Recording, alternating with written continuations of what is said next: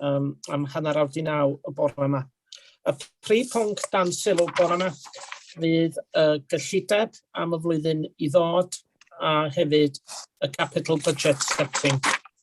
Hefyd, mae yna eitemau eraill ar yr agenda, mi awn ni hynny nes ymlaen. Fi di cynghorydd Aled Morris Jones, sef cadeirydd y Pwyllgor, mi awn ni trwy gynta aelodau y Pwyllgor. Cynghorydd John Griffith. Mi wyt ti yma, John, dwi wedi dy weld di. Ia, dod tad fi yma lle. Bore da chi gyd. Cynghorydd Gary Pritchard. Bore da, bawb. Cynghorydd Dylan Rees, is-gadeirydd y Pwyllgor. Bore da, bawb. Cynghorydd Alan Roberts. Bore da. Cynghorydd Nicola Roberts. Ymddiheuro. Diolch yn fawr iawn. Cynghorydd Richard Griffiths. Bore da, bawb. Mae cynghorydd Richard Owen Jones yn ymddiheuro achos gwaith. Cynghorydd John Arwel Roberts. Fina, cynghorydd Brian Owen. Benol a bore da, pawb. Bore da. Aelodau sydd wedi cael eu cyfethol cynrychialu'r Eglwys Gatholig, Mr Keith Roberts. Bore da, good morning everybody. Mr Dyfed Wyn Jones, rhiant Llywodraethwyr Ysgolion Cynraeg. Ddim yma. Llia Johnson, rhiant Llywodraethwyr Sector Ysgolion Uwchradd. Na. Aelodau Pwyllgor Gwaith yr arweinydd. Ie, bore da, bawb. Mae'r dirprwy arweinydd ar ei ffordd ond eich efo chydig yn hwyr yn cyrraedd. Dim problem, diolch yn fawr iawn I chi. Deulu portffolio cyllid, cynghorydd Robin Williams. Da. Cynghorydd David Rhys Thomas. Bore da, bawb. Bore da. Cynghorydd Richard Dew. Bore da. Cynghorydd David Rhys Thomas. Neu dwi wedi dweud o blaen. Dwi yma. Diolch. Un ono fi. Un ono fi, ie, mae'n rhaid. Cynghorydd Miriam Jones. Bore da. Ar ryw aelod arall y Pwyllgor Gwaith, cynghorydd Alun Mymru, dwi wedi gweld Alun. Bore da. Ar ryw aelod arall y Pwyllgor Gwaith, dwi heb I enwi. Bore da, Mr Cadeirydd, Carwyn. Oh, sorry, Carwyn, how could we forget you? Sorry, dwi'n just swyddoli beth yna. Diolch yn fawr iawn. Rhywun arall.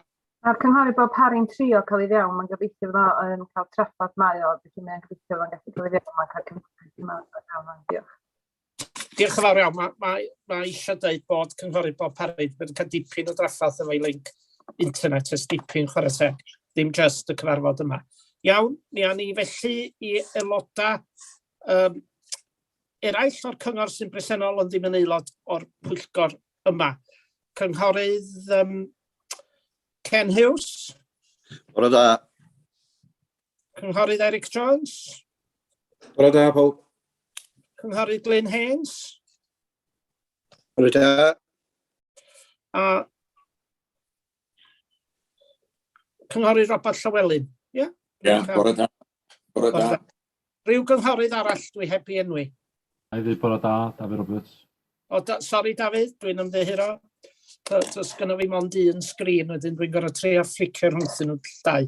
Diolch yn fawr iawn I chi am eich presenoldeb a chitha ydi cadeirydd y panel cyllid a fydda ni'n clywed gynnwch chi mewn ardrafiad llafar nes ymlaen. Mrs Anwen Davies, os ydych chi mor garedig a just allan y list o swyddogion sy'n bresennol, please. Problem, bore da. Anwen Morgan, y Prifeithredwr. Dylan Williams, y Dirprwy Prifeithredwr. Rhys Hughes, y Cyfarwyddwr Swyddogaeth Busnes a'r Swyddog Monitro dros dro. Vaughan Roberts, y Cyfarwyddwr Gwasanaethau Cymdeithasol Statudol. Rhys Hughes, y Cyfarwyddwr Dysgu. Christian Branch, y Pennaeth Gwasanaeth ar gyfer rheoleiddio a datblygu economaidd. Hugh Percy, y Pennaeth Gwasanaeth ar gyfer priffydd, gwastraff ag eiddo. Carys Edwards, y Pennaeth ar gyfer adnoddau dynol a'r Pennaeth Gwasanaethau Democrataidd dros dro. Arwel Owen, y Pennaeth Oedolion. Ned Michael, y Pennaeth Tai. Elliw Llyr, y rheolwr strategaeth tai. Gethin Morgan, y rheolwr ar gyfer y tîm rheoli perfformiad, monitro perfformiad a chynllunio busnes. A Mrs Ann Holmes yn cofnodi bore yma. Diolch yn fawr. Diolch yn iawn chi a croeso i bawb sydd yn bresennol. Rwy'n efo, da ni'n symud syth i'r agenda datganiad o ddiddordeb, sgwelwch chi dda. Na? Cynghorydd Dylan Rees. Diolch. Eitem 6, strategaeth tai lleol. Mae yna cyfeiriad yn yr adroddiad ynglyn â cefnogi ac i helpu datblygu y mudiad bwyd da môn. Dwi'n gwirfoddoli gyda bwyd da môn, felly jyst yn gwneud datganiad personol. Mae ddim yn effeithio cymeryd rhan yn unrhyw trafodaeth. Diolch. Diolch yn iawn. Rwy'n arall o datganiad arall, neu na? Na? Iawn, da ni'n symud yn blaena. Cyfnodion o'r cyfarfod dwytha gath i gynnal ar mis Tachwedd. So rwy'n cynnig hynny, sgwelwch chi dda. Gai wneud sylw, sgwelwch dda, Mr Cadeirydd? Be di'r sylw? Di'r cyfnodion ddim yn crybwyll drafodaeth gafon ni am gartrefi clud ar ddiwedd y cyfarfod. Felly gai gynnig bod modd edrych yn ôl ar y gwedd arllediad ac ella addasu'r cyfnodion yna a'i derbyn nhw yn y cyfarfod nesaf. Gai ddeitha chi cynghorydd Gary Pritchard bod y cyfnodion swyddogion sy'n rhaid nhw ger bron a mae'r substantive matter sy'n gyd yna. Mae'r cyfnodion, dydy'r cadeirydd yn cael dim byd i wneud ar cyfnodion. Nes i ddim awgrymu eich bod chi deud ydw i dydy'r cyfnod ddim yn crybwyll drafodaeth. Dwi'n am ond yn deitha chi ffeithia cynghorydd Gary Pritchard. Gai ddod i fel, Mr Cadeirydd, os ydy cynghorydd Gary Pritchard yn cynnig hwnna'n swyddogol, na cynghorydd Alan Roberts mi ddoi ar monitoring officer mewn ar y pwynt yma yn syth. Os wrth chi chwarae politics ydych chi ar y funud y ddau na chi. Gai ofyn i'r monitoring officer ddod mewn, sgwelwch chi dda? Di'n bosib, Mr Cadeirydd, bod chi'n delio efo'r mater yma mewn 2 ran. Bod chi yn gofyn a os eilydd ar gyfer cywirdeb yr heliw o'r cofnodion sydd ger bron, ac wedyn os oes na gynnig bod na ychwanegiad iddyn nhw, os na eilydd i hwnnw, ac i'r mater yna gael ei daro ar gyfer cyfarfod nesaf. Bydd hwn yn caniatáu chi bwrw mlaen efo'r cyfarfod yma, efo'r is-nodyn hynny. Iawn, gai hefyd, mi na ni hynny fel da chi'n awgrymu. Mae'r cyfnodion yma yn dilyn y drefn sydd yn dilyn mewn pwyllgorau eraill o'r cyngor. A tydi rhai materion sydd yn codi fel wnaethon nhw ddim yn cael eu cyfnodi. Pwyllgor a pwyntiadau yn case in point. Wedyn mae ruling y monitoring officer yn hwnnw. Os gai ofyn i chi, Mr Monitoring Officer, edrych yn ôl ar y ruling sydd wedi cael ei wneud yn fyna, ond mi ddelian ni efo hwn fel da chi di awgrymu rwan. Da chi'n derbyn yr helaeth cyfnodion barring be mae cynghorydd Gary Pritchard wedi dweud?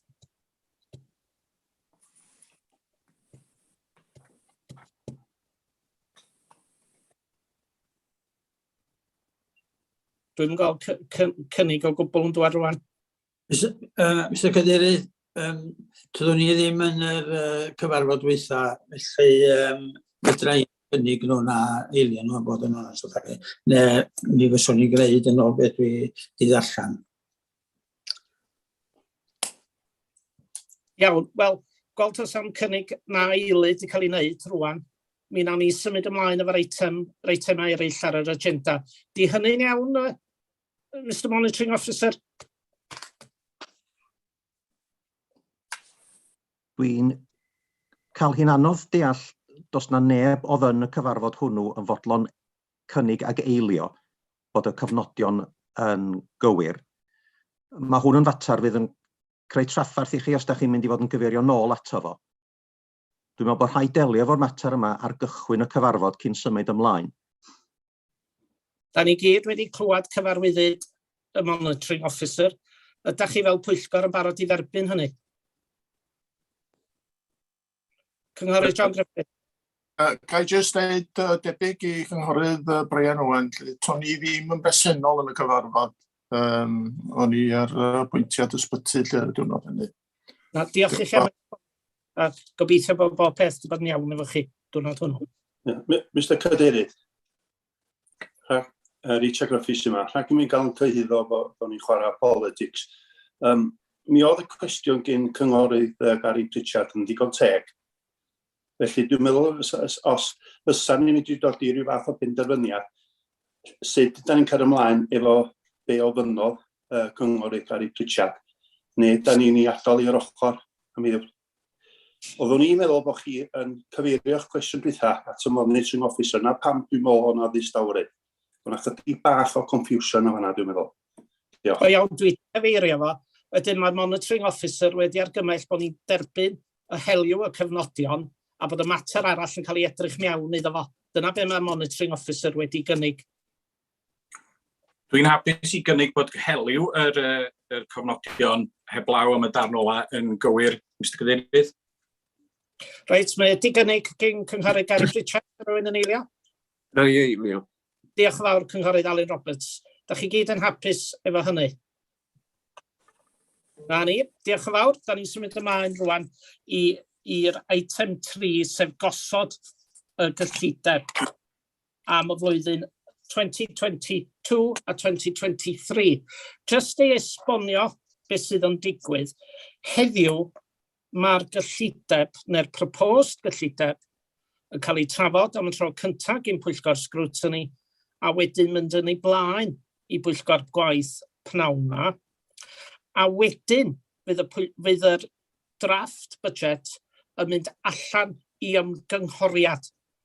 A wedyn yn dod yn ôl yn derfynol i'r Pwyllgor Sgriwtini ddiwedd mis Chwefror, lle fydd cynigion pendant yn cael ei gwneud a rhoid ger bron y Pwyllgor Gwaith fydd yn cyfarfod, a wedyn fydd y cynigion terfynol yn mynd i'r cyngor llawn ar y 10fed o mis Mawrth, os ydw i'n gywir yn hynna. Ia? Mae'n bod ni'n esbonio y broses i bobl sydd yn gwrando. Felly, efo hynny chydig o eiriau, dwi yn gofyn i'r cynghorydd Robin Williams, sef deilydd portffolio cyllid, gychwyn ar y mater. Diolch. Diolch yn fawr iawn i chi. Ia, mae'n bleser gen i gael cyflwyno yr adroddiad sydd o'ch bron chi bore yma. Dwi'n meddwl bod o yn bwysig i ni rhoid yr sefyllfa da ni ynddo ar hyn o bryd mewn i ryw fath o context i bobl cael dall. Da ni'n derbyn yn cyllideb ni, y cyllideb gychwynnol ni gyn Llywodraeth Cymru. Mi dderbynion ni hwnnw, dwi'n meddwl os di'r dyddiad yn iawn yn ymhen i ar yr ail ar 20 o Rhagfyr. Wedyn dos na brin mis wedi pasio ers i ni dderbyn yn cyllideb ni gyn Llywodraeth Cymru. Mae yna lawer iawn wedyn o waith wedi mynd ymlaen yn y cefndir i ddod ar adroddiad drafft yma o'ch blaen chi heddiw yma i chi gael sgrwtineiddio a trafod.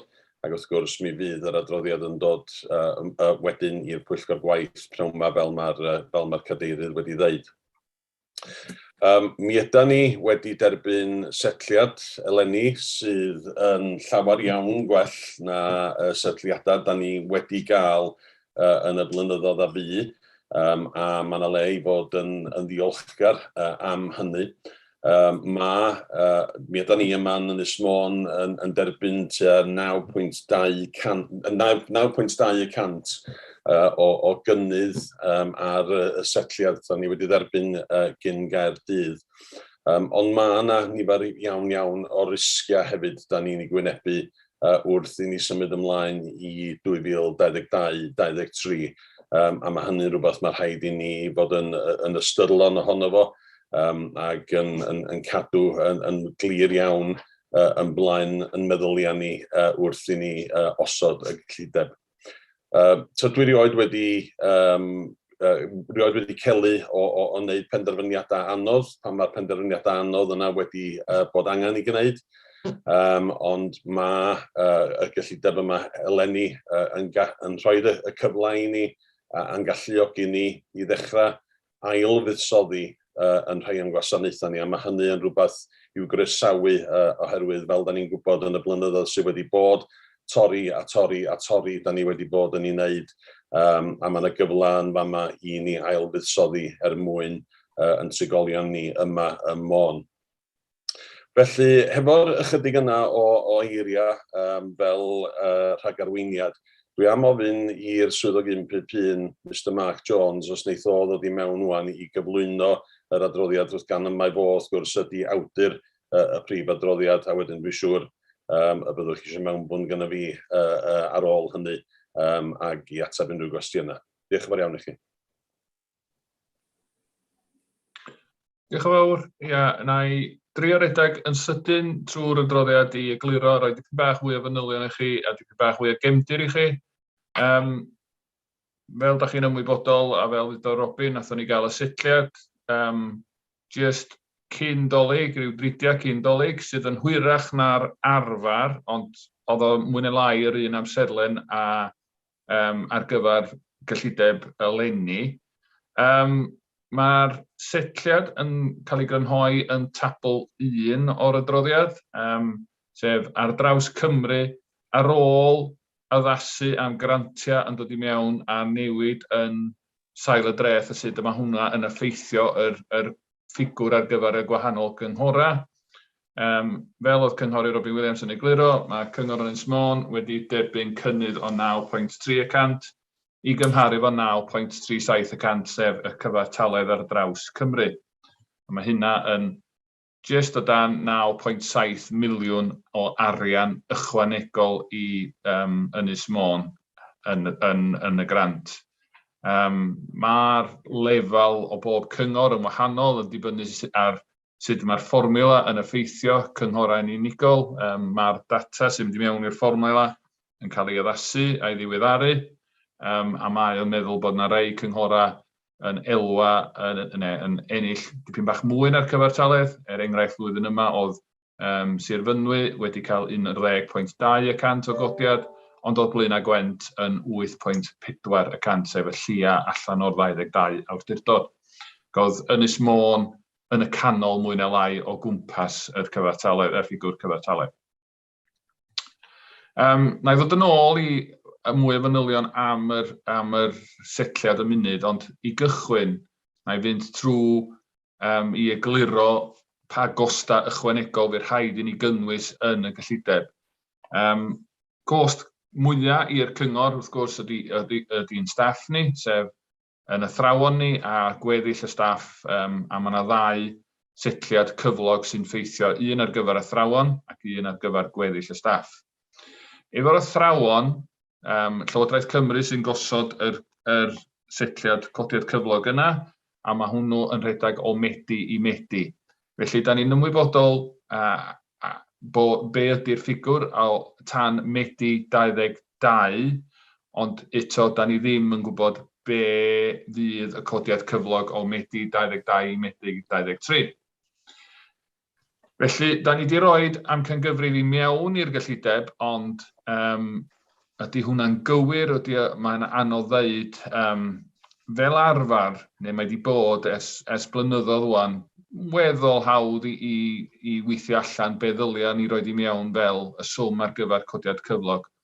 Ond oherwydd bod chwyddiant wedi cynyddu yn sylweddol dros y misoedd dwytha, mae'n anodd gweithio allan a rhagweld be fydd y ffigwr yna. Da ni'n trio'n gorau, a mae'r 22 awdurdod yn siarad efo'i gilydd a cymharu be mae pob cyngor yn meddwl ddylai'r ffigwr yna fod. Ond mae angen i ni fod yn adnabod bod hwn yn risg ar gyfer y gyllideb. Dwi'n efo gweddill y staff, mae risg yn hyd yn oed mwy oherwydd tydi codiad cyflog 21-22, sef flwyddyn yma, ddim wedi setlio eto.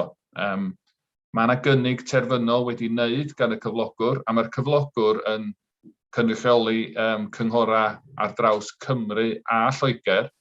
Felly, cytundeb rhwng y cyflogwyr, sef y cynghorau, a'r undeba ydy'r proses codiad cyflog y gweddill y staff.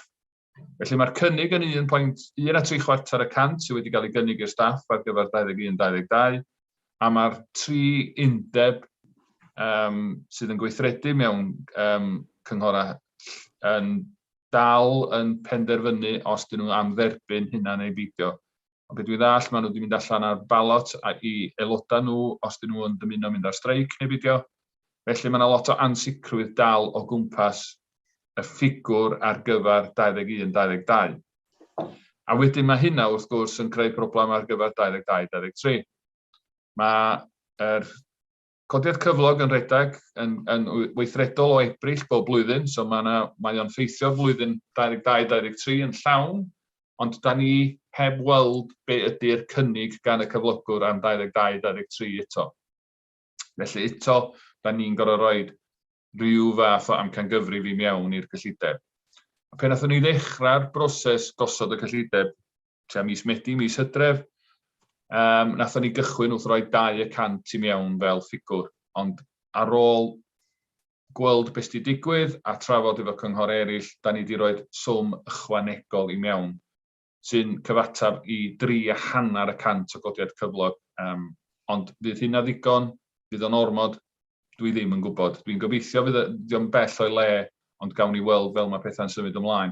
A bosib fydd yna fwy o wybodaeth yn dod ymlaen cyn i'r gyllideb terfynol fynd o flaen y cyngor, a bosib bydd angen addasu'r gyllideb yma i wneud i gymeryd hynna mewn i ystyriaeth. Yn ychwanegol hefyd, wrth gwrs mae National Insurance yn codi yn mis Ebrill, a bydd rhaid i ni roi fwy o gyllideb i mewn o hynna, a mae hynna'n gost o tua £500,000 i'r cyngor ar draws ein staff i gyd ar gyfer y cynnydd yna yn y ffigwr, neu'r cyfraniad y cyflogwr ar gyfer National Insurance. So mae yna lot o ansicrwydd o gwmpas yn cyllidebau staffio ni, ond ar gyfer y gyllideb mae yna jyst dros 4 miliwn wedi mynd i mewn i'r gyllideb i gyfrio'r costau ychwanegol mewn cyflog a National Insurance. Wedyn mae gennym ni gweddill chwyddiant ar bob peth arall da ni'n prynu, a mae yna dipyn bach mwy o sicrwydd o gwmpas y ffigurau yma. Mae'r cyngor yn allanoli lot o'i wasanaethau, cynnal priffydd, parthoi cinio ysgolion, casglu gwastraff ac yn y blaen. A mae'r ffordd mae'r chwyddiant ar y pris yn cael ei osod allan yn y gontract yna.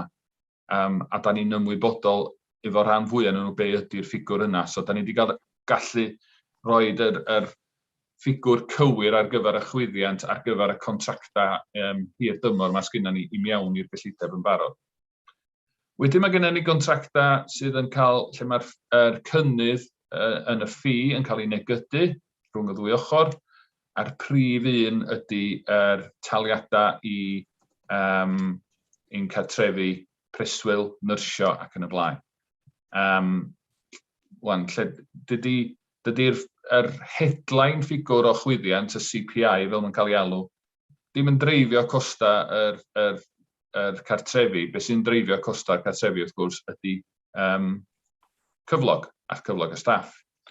Felly oedden ni wedi rhoi swm o 500 i mewn ar gyfer yr costa yma, a wedyn na i ddod yn ôl i'r swm ychwanegol da ni wedi gorfod rhoi i mewn yn dilyn y cyhoeddiad y setliad gan Llywodraeth Cymru. Mae'r trafodaethau yma dal yn mynd ymlaen, ac eto mae yna bosibilrwydd bydd rhaid ail-edrych a beth da ni wedi rhoi i mewn yn y gyllideb ar gyfer y ffïoedd yma fel mae'r drafodaeth yn symud ymlaen, a dyna ni'n dod yn agosach i gytundeb ar be bydd y ffïoedd. Wedyn mae gennym ni cytundebau o dan fframwaith, a'r un prif un sgynnon ni ydy ynni, ac eto mae hwnna rhoi sicrwydd dros yn costa ni yn symud ymlaen, a da ni wedi gallu ffactora yr cynnydd fydd yna yn costa ynni am y flwyddyn i mewn i'r gyllideb. Fel da chi'n gwybod, mae costa ynni yn codi'n sylweddol, ond mae yna dipyn bach o protection i'r cyngor oherwydd bod ni yn y cytundeb fframwaith yma. A wedyn mae gennym ni gweddill yr nwyddau a'r gwasanaethau da ni'n brynu, fel mae'r angen yn codi, ac wrth gwrs mae yna da ni'n prynu ar pris y farchnad adag unni, so mae yna dipyn bach mwy o risg o gwmpas hynna.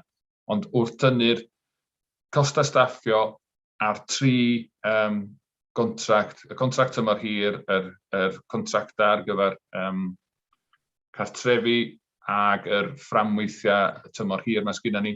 Mae gweddill beth da ni'n wario wedyn yn weddol fychan. So os da ni ddim yn cael y chwyddiant yn gywir yn fanna, dydy o ddim yn creu traffaeth ariannol sylweddol i'r gyllideb. Felly, da ni wedi rhoi swm i mewn yn fanna a ddylia ni fod yn iawn efo hynna. So, cymeryd hynna mewn i ystyriaeth, nath ni roi 200 i mewn ar gyfer chwyddiant gyffredinol, 300 i mewn ar gyfer ynni, a 500 ar gyfer contracta gwasanaethau cymdeithasol. A wedyn, oedd hynna yn dŵad i just o dan 2,5 miliwn ychwanegol oedd angen mynd i mewn i'r gyllideb ar gyfer chwyddiant. Wedyn mae yna newidiadau eraill da ni roed i mewn yn flynyddol i'r gyllideb. Y cyntaf ydy plant, a niferoedd plant yn yn ysgolion ni. Mae'r niferoedd yn yr cynradd dal yn disgyn, ond mae'r uwchradd yn cynyddu. A da ni'n seilio gyllideb 22-23 ar nifer o blant yn Medi 21. Felly, mae yna hefyd cynnydd yn y nifer o blant yn canolfan addysg y bont, a wrth gwrs mae hynna yn costio yn ddrytach i ni. Mae'r gost o ddysgu plentyn yn ysgol y bont yn sylweddol uwch na mae o mewn ysgol cynradd neu ysgol uwchradd arferol. Felly, mae hynna'n creu gost ychwanegol o just o dan 300,000 i ni. Wedyn mae yna awdurdodau eraill yn rhoi lefi ar y cyngor. So, mae'r heddlu ar cynghorau tref a chymuned yn codi prised. So, nhw sy'n penderfynu, a da ni ond yn casglu hwnna ar yn rhan ni. Ond mae'r awdurdod tân, ydy'r un mwyaf, yn codi lefi. So, mae hwnna'n rhan o'n gyllideb ni. A mae'r awdurdod tân wedi penderfynu ar y swm sy'n codi yn y lefi yn barod, sef 6.3%, a mae hynna'n cynyddu y gost yn gyllideb y cyngor 225,000. Wedyn, mae yna, fel da chi'n ymwybodol, y broses o gosod i fyny yr Corporate Joint Committee, y CJC, fel mae'n cael ei alw, sy'n edrych ar pethau ar draws yr rhanbarth, a fydd yna lefi yn cael ei godi gan y CJC. Wan, da ni wedi rhoi ffigwr i mewn yma 20,000, ond mae'r CJC yn penderfynu ar y lefi dydd Gwener, a mae'n bosib eto fydd rhaid ni jyst addasu y ffigwr dipyn bach ar gyfer y penderfyniad yna. Wedyn mae gennym ni costa i ariannu yn benthygiadau. Benthygiadau sydd yn ariannu yn gyllideb cyfalaf ni. A wrth gwrs, mae yna dyletswydd statudol i ni i roi arian ar un ochr, mwyn bod sicrhau bod gennym ni arian i dalu benthygiadau pe maen nhw'n yn gorfod cael ei dalu yn ôl. Ond mae yna arbediad yn gallu cael ei wneud yn y gyllideb yma eleni. Chydig o flynyddoedd yn ôl, nathon ni cychwyn ar y gwaith o lleihau yn costa ynni ni yn adeiladau yn y swyddfeydd ni. Ac i ariannu'r gwaith yna, nathon ni fenthyg arian gan asiant o Llywodraeth Cymru, sef Celix. A mae yna rhai o'r benthygiadau nathon ni gynwyd a tynnu allan 6-7 mlynedd yn ôl wedi dod i ben. Da ni wedi talu hynna'n ôl, a wedyn mae'r arbedion, mae'r buddsoddiad yna'n creu'r arbedion wedyn yn y gyllideb yma. So fydda ni dynnu rhywfaint o'r arian allan o'r gyllideb. Hynna'n arbed 183 o filoedd. A wedyn mae'n amball newid bach arall da ni'n addasu. Ond maen nhw'n ryfchan i mi mynd i mewn i manylion yn y gyllideb, yn yr adroddiad. A mae hynna'n helpu'r gyllideb dipyn bach. Wedyn, o'n i sôn yn gynharach Llywodraeth Cymru, nathon nhw roi'r setliad i ni, ond yn y setliad, oedd yna ddisgwyliadau i'r cyngor ariannu amball beth gwahanol. So, yn cynnwys yn yr restr, y gyntaf ydy talu yr be maen nhw'n galw'r real living wage i staff gofal. So mae yna ddisgwyliad i'r cynghora caniatáu i dalu staff eu hunan, y real living wage. Wel, mae Cyngor Ynys Môn yn gwneud hynna'n barod beth bynnag, so dydy hynna ddim yn ffeithio yn staff ni. Ond hefyd yn darparwyr allanol ni yn rhoi digon o arian iddyn nhw i sicrhau bod nhw gallu talu i staff nhw yr real living wage. So mae gennych chi ddau ffigwr, mae gennych chi'r National Living Wage, sef yr hen minimum wage fel yn cael ei alw, a hwnna'n ffigwr statudol, ond mae real living wage wedyn yn ffigwr sy'n cael ei pennu gan corff annibynnol, a mae hwnnw tua 5 yr awr yn uwch. Felly, wrth i ni roi 5 yr awr yn uwch, pe oedden ni'n cychwyn wneud y gyllideb, oedd yna ddisgwyliad, oedden ni'n meddwl, fydd yna ddisgwyliad i ni dalu uwch i'r darparwyr, yr cartrefi, gofal cartra a'r darparwyr supported living. So pan nathon ni baratoi'r gyllideb i ddechrau rhoi 500 i mewn fel chwyddiant, ond wrth ail-edrych be ydy effaith talu y real living wage, da ni amcangyfrif fydd angen rhoi 200,000 ychwanegol i mewn i'r gyllideb ar gyfer y costa ychwanegol yna. Ond fel o'n i'n dweud, mae yna dal drafodaeth efo'r cartrefi dros y ffi yna, so bosib bod 200,000 yn ddigon, ella fydd rhaid i ni ail-edrych ar y ffigwr yna rhwng y gyllideb cychwynnol a'r gyllideb terfynol. Dim digartrefedd yn ystod y pandemig, oedd Llywodraeth Cymru wedi rhoi fwy o arian i'r cynghora i godi y lefel o ddarpariaeth digartrefedd, i sicrhau bod neb yn ddigartra ar yr ynys. A da ni wedi bod yn hawlio'r costa yna yn ôl trwy'r hardship fund lle oedd Llywodraeth Cymru yn digolledu cynghora am y costa ychwanegol o ddelio efo Covid. Mae'r arian yna'n dod i ben yn 31 Mawrth 22, a wedyn mae o fyny i'r cynghora ariannu. Ond mae yna ddisgwyliad gan Llywodraeth Cymru bod ni dal yn cadw y lefel o ddarpariaeth ar gyfer digartrefedd yn unol â beth da ni wedi bod yn ddarparu yn ystod y pandemig. Da ni wedi ail-edrych ar y costa a fysa hynna'n gorfod cael, fysa rhaid i ni gynnwys dros 500,000 ychwanegol i mewn i'n gyllideb ni i gadw'r lefel o wasanaeth i'r lefel mae o ar hyn o bryd. Ond mae Llywodraeth Cymru wedi cyhoeddi fydd yna grant o 15 miliwn ar draws Cymru i helpu efo'r costa ychwanegol yma. Ond dydyn nhw ddim wedi penderfynu sut maen nhw'n dosbarthu yr 15 miliwn rhwng y 22 gyngor. Da ni wedi gwneud amcangyfrif o faint gawn ni allan o hwnna, a'n amcangyfrif ni gan i 180 allan o'r pot yna, sy'n meddwl fydd rhaid i ni ariannu 350,000 ychwanegol yn yn gyllideb ni. So da ni wedi rhoi hwnnw mewn. Wedyn, costa Covid, mae Llywodraeth Cymru, fel dwi'n dweud, wedi bod yn ariannu y costa ychwanegol i wneud efo Covid a'r collad mewn incwm. So mae'r costa ychwanegol wedi bod yn glanhau, PPE, staff dros dro, a'r arian ychwanegol i'r cartrefi, digartrefedd ac yn y blaen. So mae yna elfenna o y costa sydd wedi disgyn ar y cyngor dros y 2 flynedd dwytha.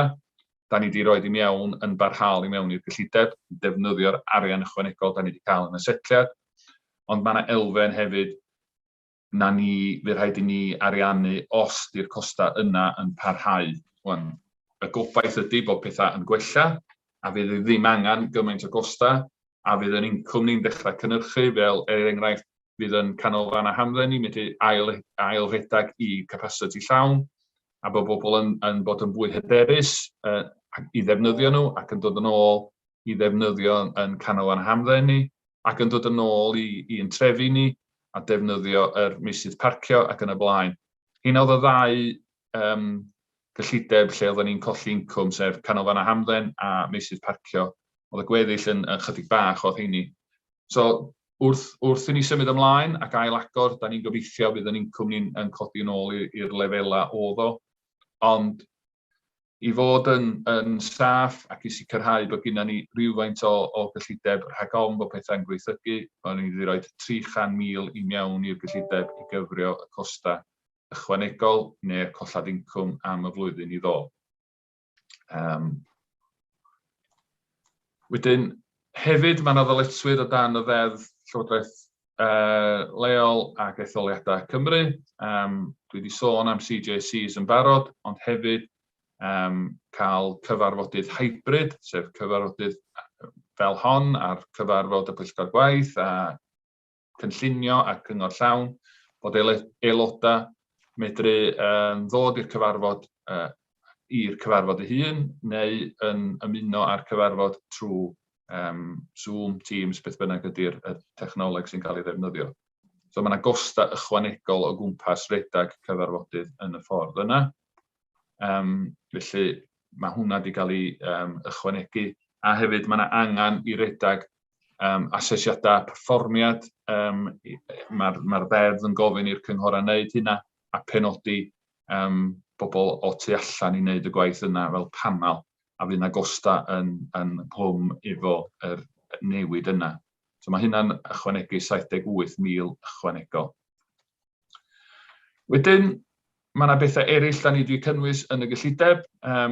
Y cyntaf ydy y cynnydd yn yr premium ail dai. So, yr bwriad y Pwyllgor Gwaith oedd i godi y premium ail dai o 35% i 50%. A fe hynna'n creu 451,000 ychwanegol fel incwm i'r cyngor.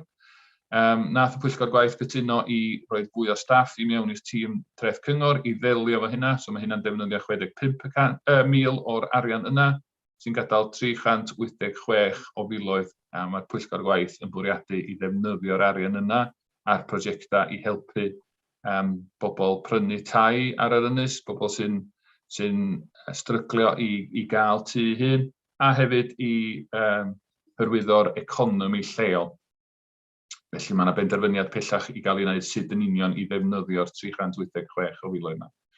Mae yna risg wrth gwrs o gwmpas yr gyllideb yma, oherwydd os mae perchnogion y tai yn wneud rhywbeth efo'i tŷ i beidio talu'r premium ychwanegol, wrth gwrs, mae nhw'n gallu gosod y tŷ, gwerthu'r tŷ, sydd yn mynd efo bwriad o godi'r premium i drio hyrwyddo bobl i wneud rhywbeth gwahanol efo'i tai a bod nhw'n cael ei ddefnyddio fel ail dai, neu mae rhai, fel ydych chi'n ymwybodol, yn gosod y tai allan fel uned hunan arwlio ac yn symud drosodd i trethi busnes. Mae o'n dibynnu faint o niferoedd sy'n symud drosodd. Mae hynna'n gollad incwm i ni pen mae hynna'n digwydd. Yn ystod y flwyddyn yma, da ni wedi colli dros 100 o dai eto sydd wedi symud drosodd, ond mae Llywodraeth Cymru yn ail-edrych ar y sefyllfa yna fel ydych chi'n ymwybodol. Wedyn, da ni'n dŵad wedyn i beth sy'n angen i fuddsoddi yn ôl yn yr gwasanaethau. Mae'r ffaith bod yr setliad wedi dod yn hwyr ac yn uwch nag oedden ni'n ddisgwyl wedi creu fwy o gyfle i ni i'r Pwyllgor Gwaith ail fuddsoddi yn yr gwasanaethau sydd angen, sydd wedi diodda dros y blynyddoedd efo toriadau a sy'n stryglio efo capacity ac yn y blaen. Felly mae'r Penaethiad Gwasanaeth y Cyfarwyddwyr wedi rhoi cynigion ymlaen, a mae'r Pwyllgor Gwaith wedi edrych ar rhain a maen nhw wedi cael ei grynhoi yn y tabl yn 2, ond oherwydd yr cynlliad o amser sydd wedi bod ers i ni dderbyn yr setliad cychwynnol a gorfod roed yr adroddiad yma at ei gilydd, mae'r Pwyllgor Gwaith yn bwriadu edrach yn mwy fanwl ar bob un o'r cynigion cyn i'r gyllideb terfynol cael ei roi ymlaen. Felly mae yna bosib eto bydd yna newid i'r amball un o'r ffigurau yma os di'r Pwyllgor Gwaith yn derbyn neu yn penderfynu wneud rhywbeth gwahanol o ran y buddsoddiadau sy'n cael ei ofyn yn y gwasanaethau. Ond mae yna 2.86 miliwn o ail fuddsoddiad mewn gwasanaethau yn mynd i mewn i'r gyllideb. Felly, yn tabl 3, mae hynna'n gyd yn cael ei grynhoi, sef beth da ni wedi rhoi i mewn, chwyddiant, codiad cyflog, codiad yn newid mewn niferoedd plant, levies, capital financing, a y pethau eraill oedd Llywodraeth Cymru yn disgwyl ni ariannu y premium a'r buddsoddiad yn y gwasanaethau. So fydd hynna yn codi y gyllideb o 147.4 miliwn i 158.36 miliwn. So mae yna tua 11 miliwn ychwanegol sydd gorau cael ei ariannu. Felly, mae'n cael ei ariannu wrth gwrs mewn dwy ffordd o'r setliad da ni'n gael gan Llywodraeth Cymru sy'n dod yn siar ni o'r trethi busnes a wedyn yr grant, yr RSG fel mae'n cael ei alw ar ben hynna. Mae hynna'n 114.549 miliwn. Wedyn, da ni hefyd efo gyllideb treth cyngor, y gyllideb 21-22 ar ôl i ni ddeiasu am y premium ail 2 a'r newid yn sail y dreth, 42.957. So mae'r ddau ffigwr yna yn dod i 157.5 miliwn, sydd yn 0.859 miliwn yn is na y cynnig ar y gyllideb. Ac i ariannu y gap yna, bydd angen codi y dreth cyngor 200, sydd yn codiad o 26.82 pint ar banda, fysa'n mynd ar banda i 1,367 pint a 46 ceiniog. So dyna fo'r cynnig y Pwyllgor Gwaith ar hyn o bryd. Mae yna wrth gwrs risgiau, fel dwi wedi bod yn trio egluro yn ystod yr cyflwyniad yma efo'r gyllideb, a mae risgiau yna wrth gwrs yn dilyn ar arian wrth gefn y cyngor. Mae'r arian wrth gefn ar hyn o bryd yn 9.3 miliwn, a na ni ddod i cynnig y Pwyllgor Gwaith ar y cyllideb cyfalaf o defnyddio jyst o dan 1.7 miliwn o'r arian wrth gefn i ariannu neu helpu ariannu yr gyllideb cyfalaf. So hynna'n gadael ni efo 7.6 miliwn o arian wrth gefn.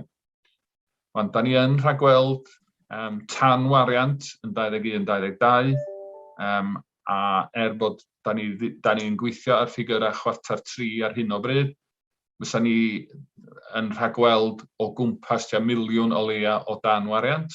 So fysa hynna'n mynd yn ôl i y balansau cyffredinol y cyngor yn codi ni nôl i 8.6 miliwn. Fel arfer, da ni wedi bod yn gweithio ar isafswm o faint o arian wrth gefn ddylen ni gario, 5% o'r gyllideb net. So fysa 5% o'r 158 miliwn yn dod i ni i 7.9 miliwn. Ond oherwydd y risgiau sy'n cael ei nodi yn paragraff 6.5, dwi'n meddwl bod o'n ddoeth i ni jyst cario dipyn bach mwy na 7.9 miliwn na, so dwi'n digon hapus os ni'n cario 8.6 miliwn, sy'n cyfatab ar rei o'r risgiau yma, sef Covid. Eto, da ni wedi rhoi 300,000 i mewn i'r gyllideb, ond ti pethau'n gweithygu. Bosib bydd y costau yna gyd yn disgyn ar y cyngor, os oes yna'n gweithygu yn sylweddol, so ni'n gobeithio fysa Llywodraeth Cymru a Llywodraeth Llundain eto yn stepio mewn efo fwy o arian. Ond os am sicrwydd os dyna. Fel dwi wedi sôn, codiad cyflog, lot o ansicrwydd o fanna, chwyddiant, dim gymaint o ansicrwydd o fanna, ond mae yna dal dipyn bach. Fel bob blwyddyn, gofyn am gwasanaeth, plant, oedolion, digartrefedd, yn y 3 prif rai sydd yn creu pwysau ychwanegol oherwydd demand. Grantia, mae hwn bob tro yn risg hefyd. Mae grantia yn ariannu elfenna o gwasanaethau. A os di'r grant yn cael ei dorri, diolch bob tro yn hawdd i ni jyst tynnu'r gwasanaeth yna nôl, oherwydd bod o'n rhan o gwasanaeth sydd yn cael ei ariannu fel mix rhwng cyllideb craidd a grantia. So eto mae hwnna'n yn risg. A wedyn mae gennym ni'r awdurdod iechyd y porthladd, y disgwyliad bod y cyngor yn dod yr awdurdod yna ar gyfer porthladd Gaergybi. Mae yna dal drafodaethau yn mynd ymlaen rhwng y cyngor a Llywodraeth Cymru. Y gobaith ydy wneith yr gwasanaeth dalu am ei hun mewn amser, fel mae'r ffïoedd yn cychwyn, wrth i ni yn codi ffi ar y wageni sy'n mynd trwy Gaergybi, ond does am sicrwydd am hynna am 22-23, so mae yna risg fydd yna gost ychwanegol yn disgyn ar y cyngor o fanna. Felly, yn cymeryd y risgiau yna mewn i ystyriaeth, dwi'n meddwl bod o'n ddoeth i ni jyst cario dipyn bach mwy o balans arian wrth gefn ar 5%. So dyna fo'r sefyllfa arian wrth gefn. A wedyn jyst i gloi, be mae'n edrach fatha am y flynyddoedd i ddod. Yn wahanol i'r blynyddoedd cynt, mae Llywodraeth Cymru wedi cynnwys ffigwr be maen nhw'n rhagweld fydd y codiad yn y setliad ar draws Cymru ar gyfer 23-24 a 24-25. Sef 3,5% flwyddyn nesaf a 2,4% y flwyddyn wedyn. Wan, mae yna lot o bethau wneud newid y ffigwr i Ynys Môn, hyd yn oed sa hwnna ydy'r ffigwr ar gyfer Cymru, fel dwi'n dweud. Mae'r fformula yn newid, mae'r tax base yn newid, mae yna lot o ffigurau yn ddim iawn gallu newid yna. Ond os fysa yn setliad ni yn codi 3,5% a wedyn 2,4%, fysa hynna'n cynyddu yn incwm ni trwy'r grant yn 4.1 miliwn yn 23-24 a 2.8 miliwn yn 24-25. Mae'n anodd, dwi wedi gwneud ffigurau yn yr medium term financial plan, ond mae'n anodd rhagweld be fydd yn digwydd efo'r economi, efo chwyddiant, efo codiad cyflog. Yr fforecast ydy bod pethau yn dechrau dod yn ôl yn agosach i'r lefel mae wedi bod dros y blynyddoedd o gwmpas yr 1-2% efo chwyddiant erbyn 23-24. So'n siledig ar hynna, fysa angen, a bod y codiad cyflog wedyn yn dilyn yn yr un ffordd, fysa ni angen 3.3 miliwn ychwanegol o gyllideb yn 23-24 a 3.6 miliwn yn 24-25. Felly, os ydych chi'n edrych ar y ddau ffigwr yn paragraff 7.1 a 7.2, mae yna sgôp i wneud dipyn bach o buddsoddiad pellach bosib yn 23-24 yn gwasanaethau ni, ond mae pethau'n dechrau mynd yn fwy tyn eto yn 24-25. Ond fel dwi'n dweud, mae yna lot fawr o'n sicrwydd rownd yr ffigurau yna. Felly, mae ar y funud, yr cynnig gan y Pwyllgor Gwaith ydy codi y gyllideb y cyngor i 158 miliwn i gynyddu y dreth cyngor 2%, ond fel oedd cynghorydd Robin Williams yn egluro a'r cadeirydd y Pwyllgor yn egluro, bydd hwn yn mynd allan i broses ymgynghori, ond yn anffodus oherwydd yr amserlen bod ni'n hwyr eto yn cael y setliad, mae'r broses ymgynghori am fod yn fyr iawn. Dwi'n ond yn caniatáu ni fynd allan am tua bythefnos, a mae'n lleihau y be fydda ni ofyn i dredalwyr Môn ar hyn. Ond nawn ni drio'n gorau, a wedyn fydda ni'n bwydo hwn i gyd yn ôl i'r Pwyllgor Sgriwtini, a wedyn ymlaen i'r Pwyllgor Gwaith ar yr 3 o Fawrth, dwi'n meddwl, neu ail neu 3 o Fawrth, a wedyn ymlaen i'r cyngor llawn ar y 10 o Fawrth, fydd yn gwneud y penderfyniad terfynol ar y gyllideb a'r codiad yn y dreth cyngor. Felly ar hynna, diolch yn fawr. Ga i jyst dod yn ôl i mewn, Mr Cadeirydd, jyst cyn i chi agor y drafodaeth allan. Ga i jyst diolch yn fawr iawn i Mark am gyflwyno. Dwi'n gweld bod chi ar mute, Mr Cadeirydd. Mi na i adach i ddiolch i Mr Mark Jones, ond mi ddwn i am ddiolch iddo fo gyntaf, os mi o honna'n tour de force. Sa rhywun sa di bod at y dispatch box yn Llundain yn falch iawn o ffordd sa chi, bod chi di medru rhoi yr adroddiad yna, ac yn ddiolchgar iawn i chi. Dwi'n meddwl bod chi'n heiddi beth o gryn eich coffi ar ôl rhoi yr adroddiad yna, ond diolch i chi am yr esboniad manwl a chlir o sut mae'r gyllideb wedi cael ei rhoi efo'i gilydd, ac unwaith eto y broses da ni'n mynd trwyddo fo cyn da ni'n cyrraedd y penderfyniad terfynol. Wedyn, Cynghorydd Robin Williams a gai hefyd groesawu Cynghorydd Bob Parry i'r cyfarfod. Dwi'n gweld bod o wedi medru cael drost i brobema i fedru cam iawn, wedyn croeso Cynghorydd Bob Parry. Cynghorydd Robin Williams a mi ddoi a Cynghorydd Richard Griffiths mewn wedyn. Ia, diolch yn fawr iawn i chi. Fel o'n i yn dweud, dwi jyst eisiau diolch yn fawr iawn i Mark am y gwaith sydd wedi mynd i mewn dros yr wythnosau dwytha yma i ddod ar adroddiad yma o'ch bron chi heddiw yma, ac iddo fo am gyflwyno'r adroddiad. Fel ydych chi wedi clywed, Mae gennym ni nifer iawn, fawr iawn o risgiau yn yngwynebu ni yn blwyddyn 22-23. A dwi'n meddwl bod yn bwysig bod ni yn cydnabod y risgiau yna.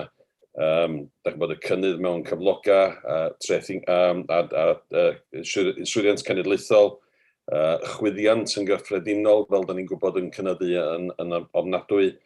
Y sefyllfa o ran cyfalaf, mi wnawn ni siarad mwy am hynny nes ymlaen, ond da ni wedi cael setliad salach o ran sefyllfa gyfalaf. A fel dwi'n dweud, mi wnawn ni drafod hwnnw pan ddawn ni i'r gyllideb gyfalaf. Da ni ddim yn gwybod beth sy'n gwynebu ni o ran Covid. Da ni ddim chwaith yn gwybod beth sy'n gwynebu ni o ran pwysau ychwanegol gwasanaethau plant ac oedolion sydd yn gwasanaethau fel da ni'n gwybod fel ma'n yn Saesneg very much demand-led. Ac hefyd, da ni'n edrych ar y ffigurau da ni wedi cael yn cyflwyno hefo nhw ar gyfer 23, 24 a 24-25. A mae'n bwysig nodi ffigurau cyfartaledd setliad ydy hein, a mae Ynys Môn yn anffodus yn tueddu i dderbyn setliad is na'r cyfartaledd bob blwyddyn. Wedyn y tebygrwydd ydy y bydda ni yn derbyn llai na'r ffigurau headlines wedi cael eu cyflwyno sef y 3.5% a 2.4%. A'r peth dwytha, o'n eisiau dweud, Mr Cadeirydd, oedd dwi'n meddwl erbyn flwyddyn nesaf, pwy bynnag fydd yn gweinyddu bryd hynny, mae angen edrach ar y drefn sydd gennym ni o ran gosod y gyllideb. Mae'r timetable yma da ni'n weithio efo yn rhywbeth oedd yn ei le bell cyn i'r setliadau o Gaerdydd ddod allan mor hwyr yn y flwyddyn. Mi oedden ni'n derbyn nhw ddipyn cynt yn y flwyddyn. A dwi'n meddwl bod angen i ni edrych ar y drefn ac edrych ar y drefn ella hefyd o ran ymgynghori. Dydy o'm yn rhywbeth i drafod heddiw yma, ond dwi jyst yn dod efo i sylw bod o'n rhywbeth dwi'n credu sydd angen edrych arno fe eto a sut ydyn ni'n ymgynghori o ran materion cyllidebol hefo'r cyhoedd. Felly, fel mae Mark wedi dweud, y materion i'w penderfynu fel maen nhw wedi cael eu rhestru yma yn rhif 8.1 ac a'i bwyntio allan o ran beth sy'n cael ei gynnig o ran cynnydd yn y dreth cyngor o'r ffigurau da ni'n ymwybodol yn nhw ar hyn o bryd. Mae'r cynnydd yma y Môn yn mynd i fod yn debygol yr isa unwaith eto ar draws rhanbarth y Gogledd. A dwi'n tybio ymysg y cynnydd isa drwy Gymru gyfan hefyd. Felly efo'r chydig eiriau yna, mi ddoi ar cyflwyniad i ben a na i drosglwyddo ar y wena nôl i chi, Mr Cadeirydd. Diolch yn fawr iawn i chi. Diolch i chi am hynna, Cynghorydd Robin Williams. Efo'r broses ymgynghori, mi ddyla hwnna o bosib fod yn eitem ar wahân i ryw Pwyllgor Sgriwtini arall. Ond jyst i fod yn deg a phawb, mi oedd y broses ymgynghori yn gweithio yn y gorffennol. Beth sydd wedi digwydd yn enwedig yn ystod Covid, yda ni wedi gweld bod San Steffan yn hwyrach yn cyhoeddi'r gyllideb i'r Senedd yn Gaerdydd, a wedyn o achos hynny, mae Senedd Caerdydd yn hirach yn dod allan efo drafft gyllideb i Llywodraeth leol, lle da ni ddarn ohoni hi, ond just efo materion hynny. Cynghorydd Richard Griffiths gyntaf, chi eddwch llaw fyny, a Cynghorydd Gary Pritchard wedyn. Diolch, Mr Cadeirydd. A ddiolch i mi am y tro rwan y cefndir, mae o'n dda cael fwy'n beth sŵm efo'r cwn. Mae Mark wedi cyfeirio sawl gwaith at y risg, a mi doedd Cynghorydd Robin Williams ar ran gwasanaethau plant ac oedolion. Y risg ydw i'n weld, dim eich oes am digon arian, ond y risg o recrwtio staff enwedig at gwasanaethau oedolion. Dwi'n mynd disgwyl i Mark na Robin medru atab y cwestiynau fysa cyfarwyddwr cymdeithasol yn mynd atab os dim bosib, Mr Cadeirydd. Ond mae yna ddiffyg recrwtio yn ôl byd dwi wedi ddall. Diolch. Iawn, oce. Yr unig beth sgynnon ni dan sylw fyma rwan, a mae hynny'n fater dwys, dwi'n cyfadda, ond mi fedra ni ddod â hynny fyny dan social services de. Mae recruitment yn issue ar y funud nôl yn nealltwriaeth i. sydd yn broblem i'r cyngor mewn sawl adran, ddim just adran social services. Wedyn dwi yn credu mi geith hwnnw i drafod mewn rhyw bwyllgor eto gyllideb da ni'n drafod ar y funud, iawn, achos mae yna broblem i ymwneud â recriwtio yn sawl adran o'r cyngor ar y funud. Highways yn y siampl arall dwi'n digwydd gwybod amdan. Cynghorydd Gary Pritchard, Cynghorydd Alun Roberts a Cynghorydd John Griffith wedyn yn y drefn yna. Cynghorydd Gary Pritchard. Diolch, Mr Cadeirydd. Dau gwestiwn sydd gen i, dwi'n gwybod os da chi eisiau fi roed y ddau fi gilydd ta, da chi eisiau cymryd nhw'n ei trefn. No, carry on. Iawn, gai gyntaf gai hefyd diolch o galon am y droddiad mor gynhwysfawr. Hwn di'r tro gyntaf i fi graffu ar gyllideb a oedd o'n braf gallu mynd trwyddo fo a deall beth yn cael ei ddeud.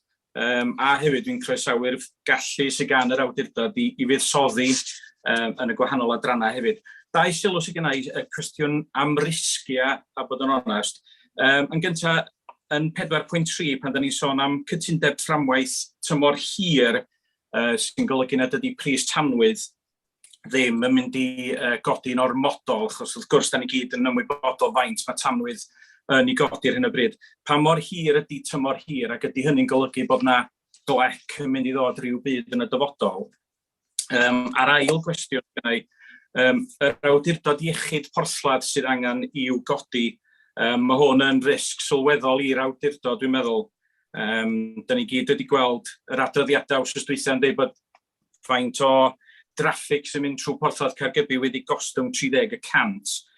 O gofio mae dim ond 2 awdurdod yng Nghymru sy'n gorfod cael awdurdod iechyd porthladd oherwydd dyna lle mae'r porthladdoedd. Os yna unrhyw beth yn y setliad gan Senedd Cymru sy'n cymryd hynny ystyriaeth, so ydyn nhw'n disgwyl i'r baich i gyd disgyn ar yr awdurdod gan gofio nad ydyn ni'n gwybod faint o arian sy'n mynd i gallu wneud a bod traffig yn gostwng trwy'r porthladd hefyd sydd allai ddim yn neud o'n rhywbeth sy'n mynd i ddod ag arian i fewn i'r awdurdod.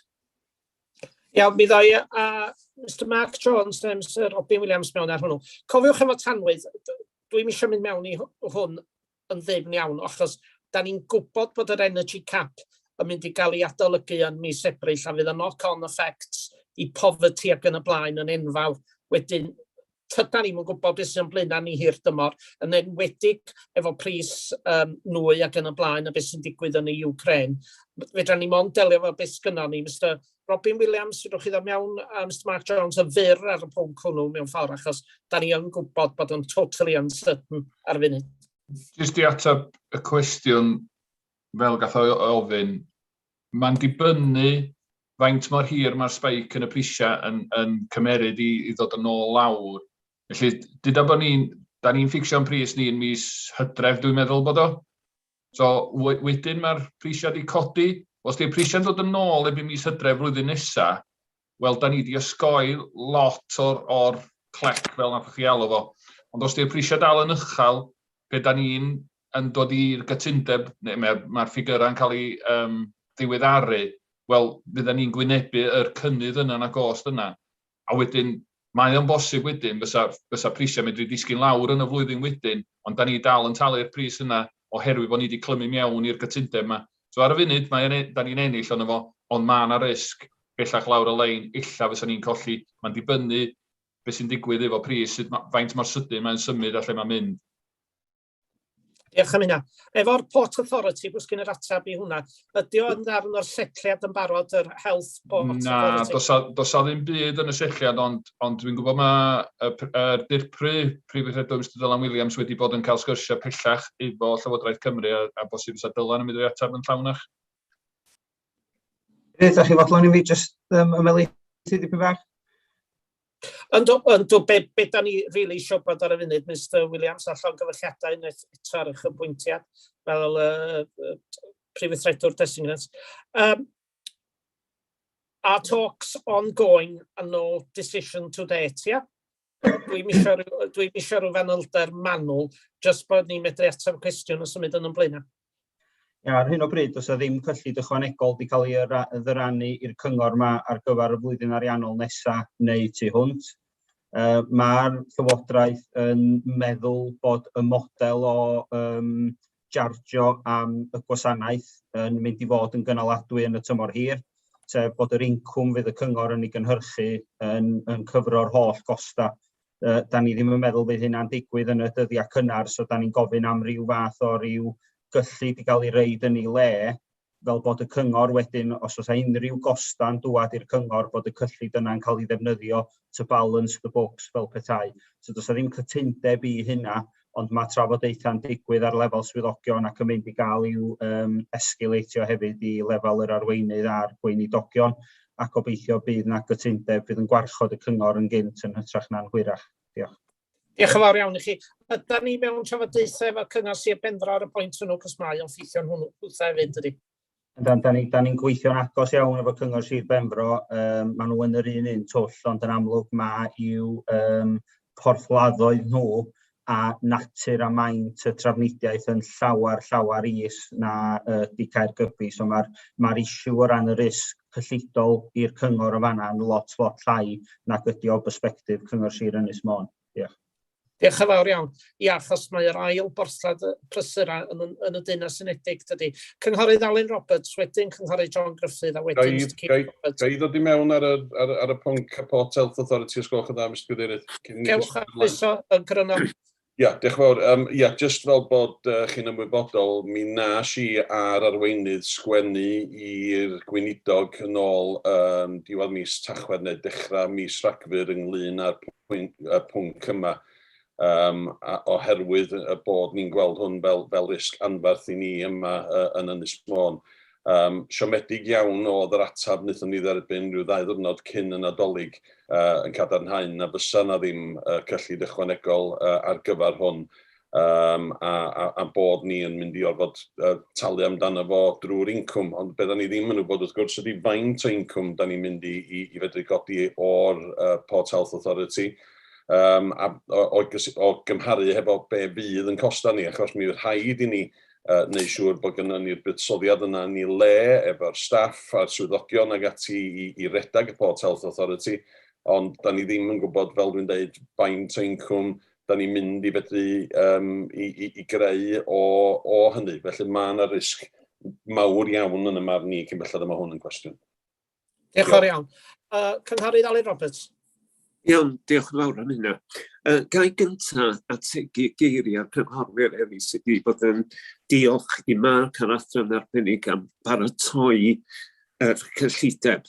Mae hon yn gyllideb gythpwys iawn. Cynghorydd Alun Roberts, gael eich torri ar eich traws chi fyma. Dydw i'm eisiau bob cynghorydd yn diolch, cos fedra ni gymryd bod ni gyd yn diolch i'r swyddogion mae hynny yn cyfyn rwan gynnon ni gyd. Ewch chi syth eich cwestiwn, sgwelwch chi dda, neu os fydd pob cynghorydd yn gael hynna, fydda ni ma moria. Diolch fawr. Iawn, Mr Cadeirydd. Be o'n i eisiau dweud yma, mae'n gythbwys, wrth gwrs, da ni'n croesawu'r arian ychwanegol sydd dod, da ni'n gweld bod yna fuddsoddiadau mynd i fod yn y gwasanaethau yn yr adran yna, a da ni wedi bod yn aros yn hir ar gyfer y fuddsoddiad yma. Dwi hefyd yn falch bod na bod y risgiau fan hyn, mae'n sawl sylw wedi gwneud ar gyfer yr awdurdod iechyd porthla. Y cwestiwn o'n i eisiau ofyn ynglyn â hwn, mae'n gymhariaeth wedi gwneud efo Sir Benfro, ond ydw i gywir bod na awdurdod tebyg yn Sir Benfro yn barod na ni di'r unig un yng Nghymru sy'n gorfod sefydlu hwn o'r cychwyn cyntaf, sef creu yr awdurdod ei hun, staffio'r awdurdod ei hun, a talu costau rhedag hwn. Ydw i'n gywir yn hyn? Mr Dylan Williams? Da chi'n gywir bob dim sydd yn hlwm ar gwasanaeth newydd. A dyna pan dwi'n ystyried bod hwn yn wir risg i'r awdurdod, felly na dos na ddim swm penodol yna be mae'n mynd i gostio. Iawn, da ni wedi cael trafodaeth ar hwnna, da ni wedi cael yr atebion. Sgwch chi bwynt ychwanegol neu mi symau syth ymlaen i cynghorydd John Gruffydd? Dim ar hyn o bryd. Diolch fawr. Gai ofyn i cyngorwyr hefyd lle mae yna bwynt wedi wneud yn barod, so dwi'n misio fod i cael ei ailadrodd wedyn. Cynghorydd John Gruffydd. Ar y pwynt yna, mae'r cynghorydd Gary Pritchard i gofyn yn union un cwestiwn o'n i eisiau gwybod arna'n. sef y Port Health Authority. Ond be o'n i eisiau cael gwybod hefyd, oedd os yna rhyw amcan bris o faint mae hyn i gyd yn mynd i gostio o ran adeilad, staffio a costau eraill. Be yn union mae hyn mynd i gostio i ni bitason ni'n gorfod cymryd drosodd o baich. A baich dwi'n credu sy'n broblem genedlaethol Prydeinig yn y marn i. Ond dyna fo, rhaid disgwyl cael weld beth yn digwydd yn fan hyn cyntaf. Y gost, gwelwch chi dda, cyn bellad, da ni'n gwybod beth yw'r gost ar y funud. Na fo. Ia, mae'r costa'n ansicr ar hyn o bryd, gan fod ni dal yn disgwyl i'r manylder setlo o ran natur yr checks yma, ond hefyd yr niferoedd, a dim ond wrth ystwythau gafon ni'r estimates ar y niferoedd, Ach, da chi sôn amdan ella 60-70 y diwrnod, ydy o'n rhywbeth yn ystod oriau dydd, ydy o'n rhywbeth 4 awr ar 20. So mae yna lot o fanylder sydd yn mynd i cael dylanwad ar y costa. Da ni wedi gwneud o'n berffaith amlwg o wleidyddol ag ar lefel swyddogion dros gyfnod hir, bod hi'n anheg i ddisgwyl i'r cyngor yma i fod yn talu'r costa am rhywbeth sydd yn darn o is adeiledd a cyfrifoldeb cenedlaethol yn diwedd.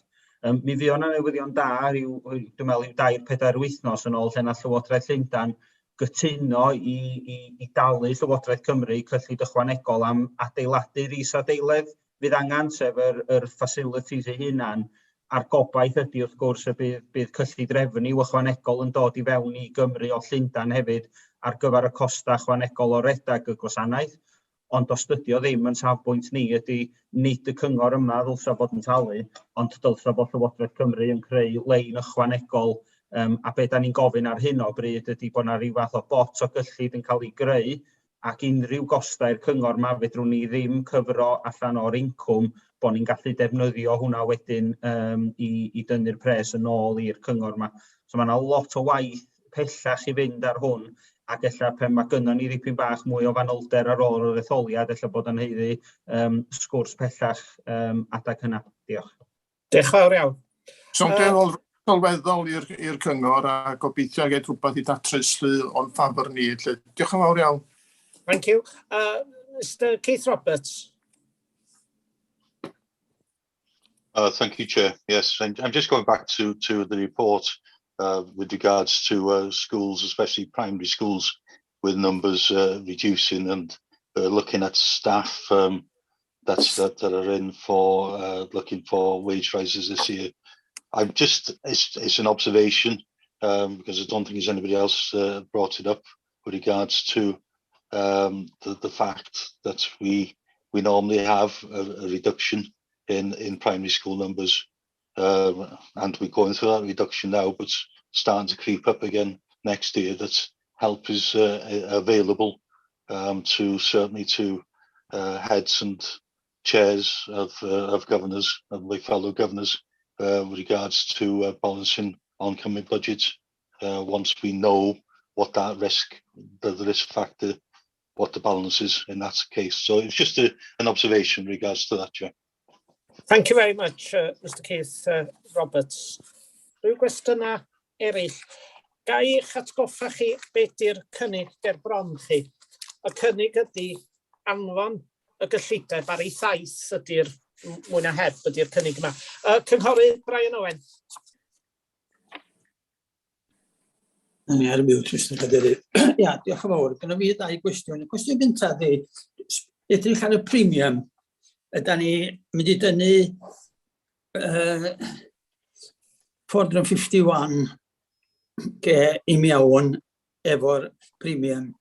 Ond ydy hynny ar ôl eich tynnu y 100 o dau sydd wedi symud allan o fod yn talu'r dreth?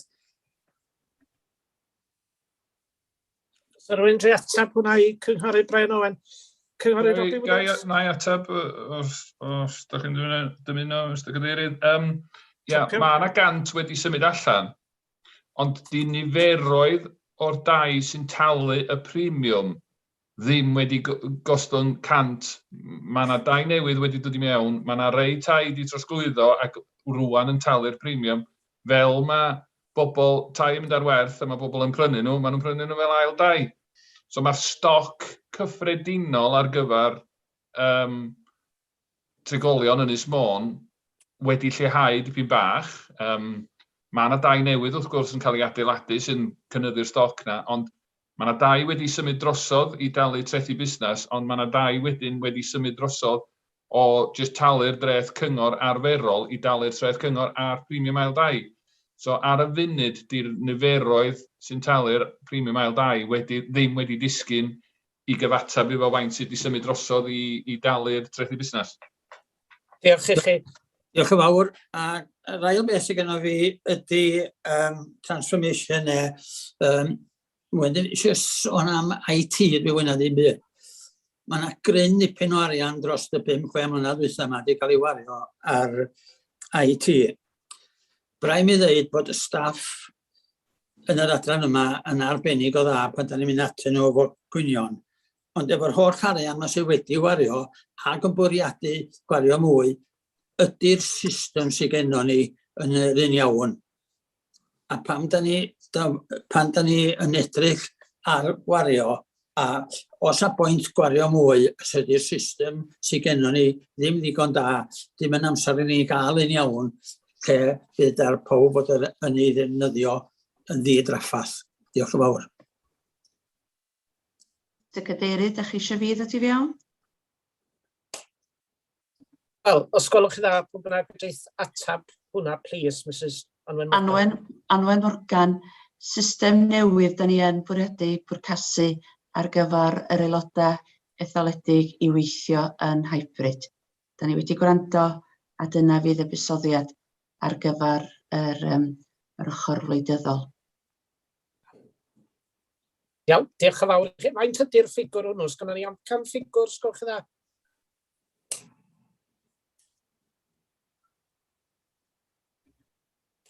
Os gael ddod i mewn ar y mater yma hefyd, Mr Cadeirydd? By all means. Dwi'n meddwl mae rhaid i ni gofio pan mae'n dod lawr i IT, a dwi ddim yn arbenigwr yn y maes yma o bellffordd, ond mae technoleg yn symud yn ei flaen yn flynyddol, a mae rhaid cario ymlaen i fuddsoddi, achos os na di rywun yn fuddsoddi, mae beth sgyn rhywun rwan yn mynd i fod allan o out of date fel petai chydig o flynyddoedd lawr y lein. Wedyn mae o'n rhywbeth mae rhaid i ni gario ymlaen i fuddsoddi yn efo fel eith amser yn ei flaen. Fel dwi'n dweud, dydw i ddim yn arbenigwr, wedyn fyswn ni ddim yn trio dweud os di'r systema sgynnon ni yn briodol ar gyfer yn defnydd ni, ond mae yna bobl allan na fedrith roi'r ateb yna'n sicr a rhoi ateb llawer iawn gwell na fi ar y pwnc yna. Iawn, diolch o'r iawn. Rhyw gwestiwn arall? Ydyn, arweinydd, mae'ch llaw chi fyny.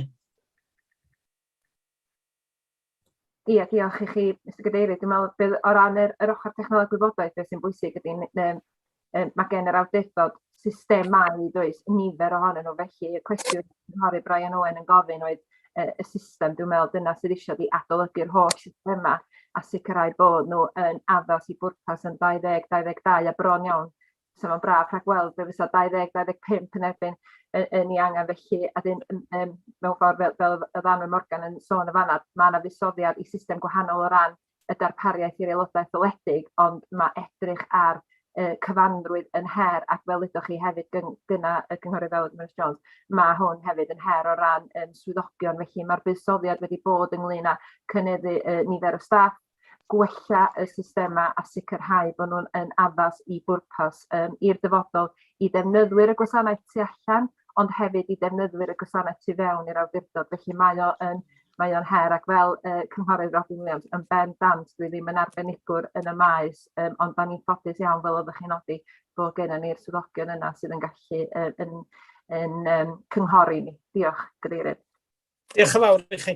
Wedyn, dwi'n gweld llaw neb arall i fyny. Wedyn, y cynnig bron chi ydy symud yr cynigion gwreiddiol yma sydd yn argymell fod treth y cyngor yn codi 2%, ond bod o broses wedyn yn mynd allan i ymgynghori. Hefyd, da ni wedi clywed ella cyn fydd y cynigion terfynol, bydd Llywodraeth Cymru wedi ffendio chydig bach mwy o arian fel fydd yn digwydd ar nifer o flynyddoedd fysa hynny ddim yn rhywbeth newydd.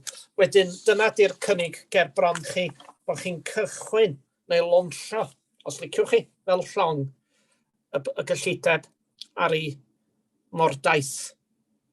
Cynghorydd Dafydd Roberts, gewch chi ddod mewn wedyn ar eich adroddiad Progress Report. Iawn? Mae ar yr agenda wedyn, dwi'n mynd i gymryd yr eitem yma rwan. Cynghorydd Dylan Rhys. Diolch yn fawr, Mr Cadeirydd. Dwi'n hapus iawn i cynnig bod ni yn derbyn yr argymhellion. Mae'n braf i weld bod yr adroddiad yn sôn am gwneud buddsoddiadau mewn nifer gwasanaethau gwahanol. Dyn ni wedi clywed nifer o weithio blaen yn y gorffennol yn ffodus. We haven't just cut to the bone, we've cut into the bone. A mae'n braf rwan bod ni yn medru buddsoddi mewn ein gwasanaethau unwaith eto. Mi oedd Mr Mark Jones yn ei cyflwyniad wedi defnyddio 2 gair nifer o weithiau, sef ansicrwydd a risg. A dyn ni'n ymwybodol iawn o hynny, a dwi'n meddwl mae haid i ni cario ymlaen i cael digon o arian wrth gefn yn y general balance, a bod mae hwn yn cael ei gymell fel mae gair yn dweud yn y adroddiad yn prudent budget. A dwi'n meddwl bydd yn cael ei croesawu gan y cyhoedd, oherwydd allan fanna, maen nhw'n disgwyl efallai i'r treth cyngor codi fel mae'r inflation, y chwyddiant o gwmpas 4-5%, mae codiad o 200 yn meddwl yn newyddion da iawn i'r cyhoedd. Felly dwi'n hapus iawn i cynnig yr argymellion.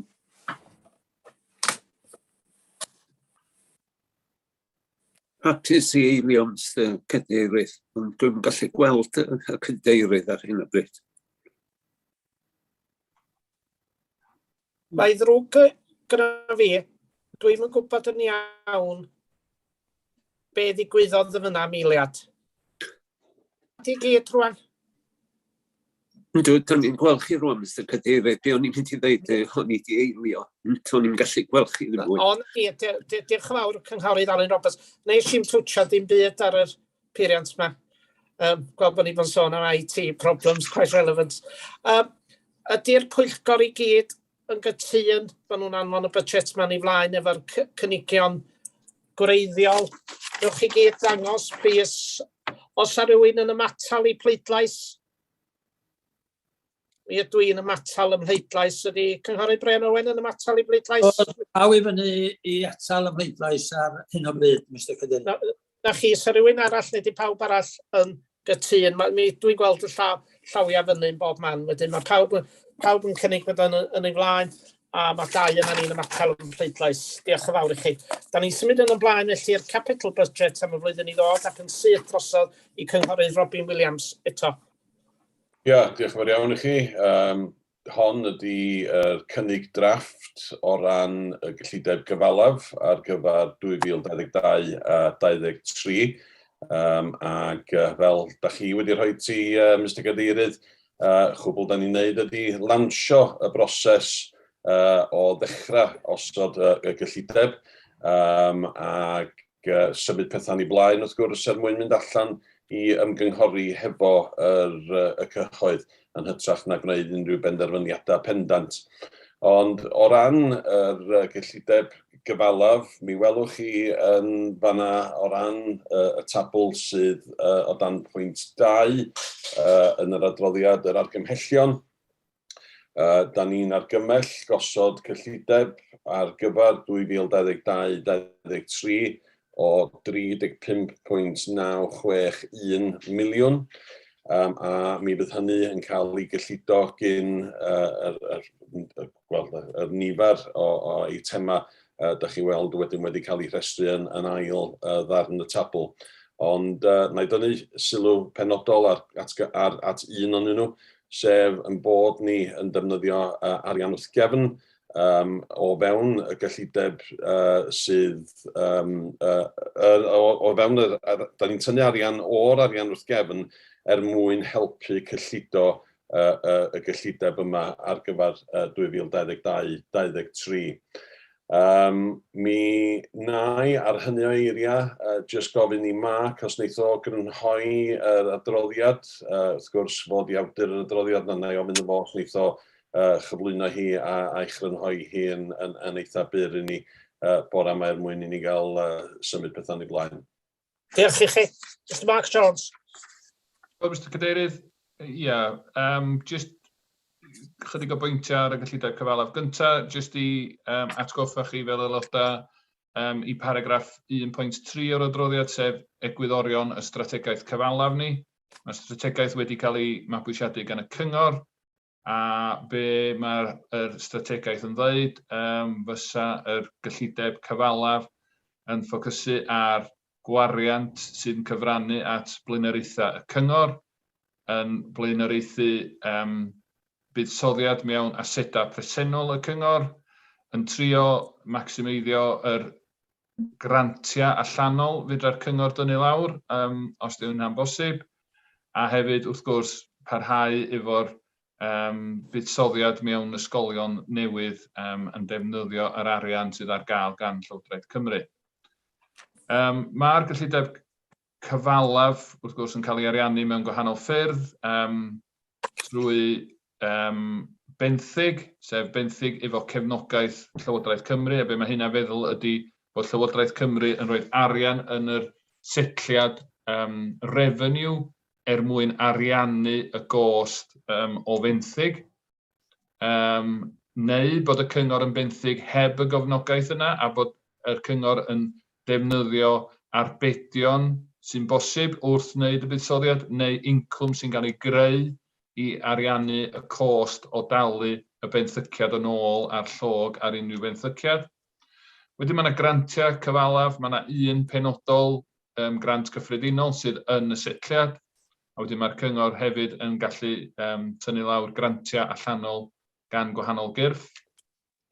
Wedyn mae'r cyngor yn gallu defnyddio balansa ac arian wrth gefn i helpu ariannu, neu yr incwm maen nhw'n wneud trwy werthu asedau, y capital receipts, ond mae'r ffigwr yna yn mynd yn llai ac yn llai, oherwydd da ni mwy na lai di redeg allan o bethau i werthu erbyn rwan.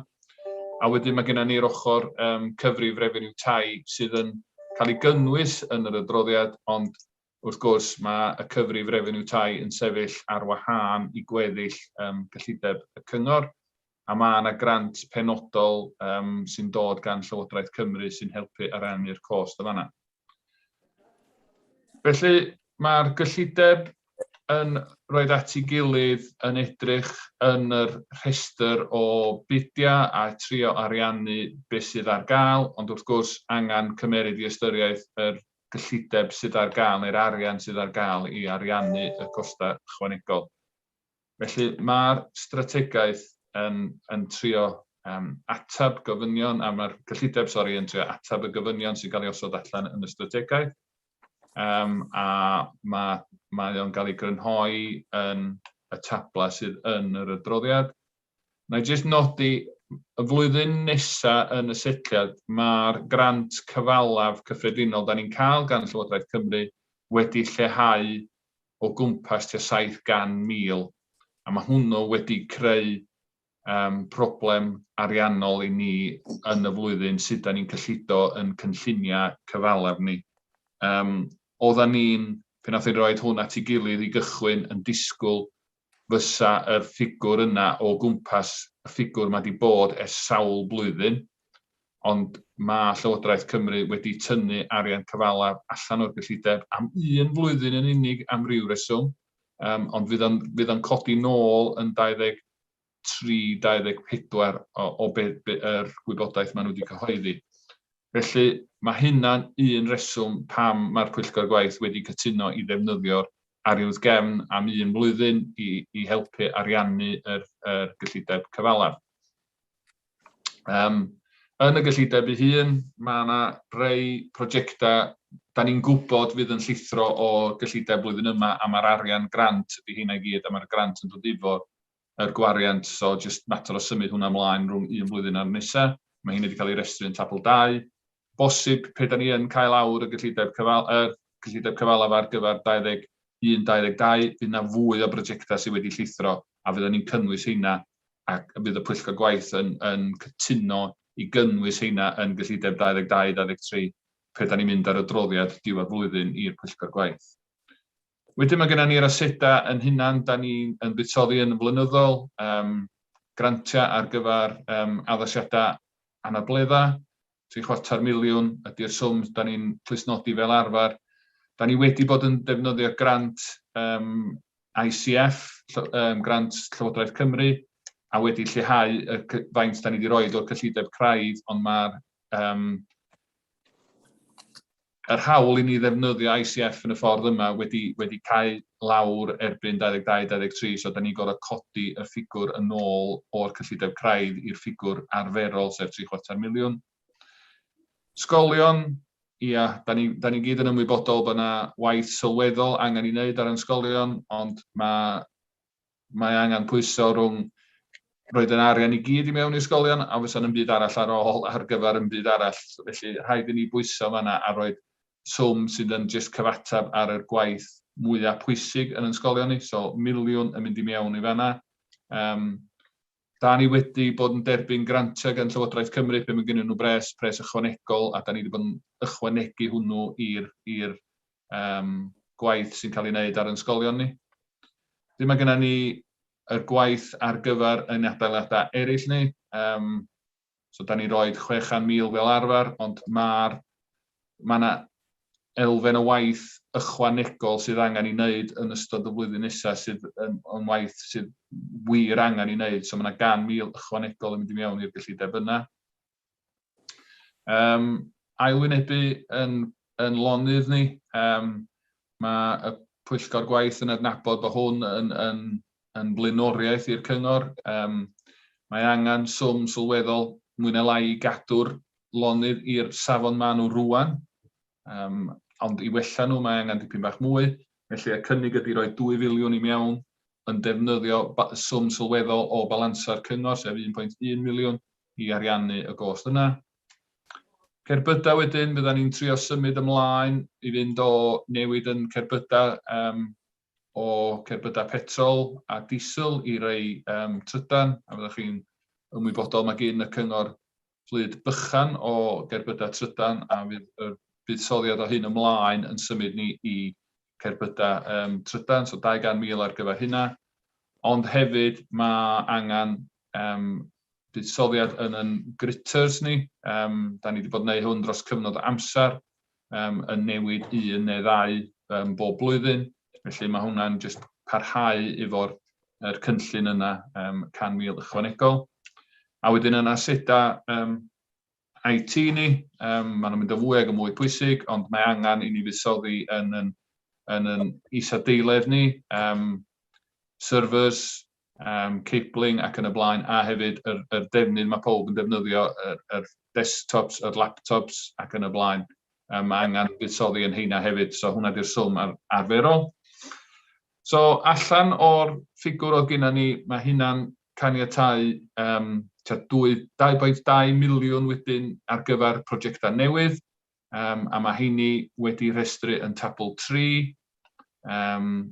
Felly'n arian ar gyfer match funding i brosiectau economaidd. Da ni wedi bod yn llwyddiannus yn defnyddio'r arian yna i dynnu lot o grantiau lawr, a lot o arian gan Llywodraeth Cymru i fuddsoddi yn unedau ar gyfer yn Llangefni ac Caergybi, fyddwch chi'n ymwybodol o.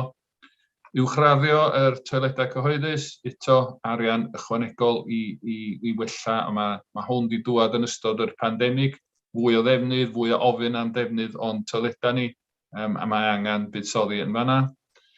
Wedyn, arian ar gyfer llifogydd, mae Llywodraeth Cymru yn rhoi grant o 85% o'r cost y cynllun, felly mae da ni angen arian ar gyfer y 15% na, a mae'r 15% na yn denu lot o arian Llywodraeth Cymru i mewn i wneud gwahanol brosiectau. Fwy o fanylion wedyn yn symud ymlaen fydd yna ar pa brosiectau fydd y gwasanaeth priffydd yn dod ymlaen efo, ond mae angen fwy o drafodaeth efo Llywodraeth Cymru a'i gytuno hynna. Swm i wario mewn 3 ysgol i gynyddu y capacity, o lle mae plant yn gallu ista i fitau cinio.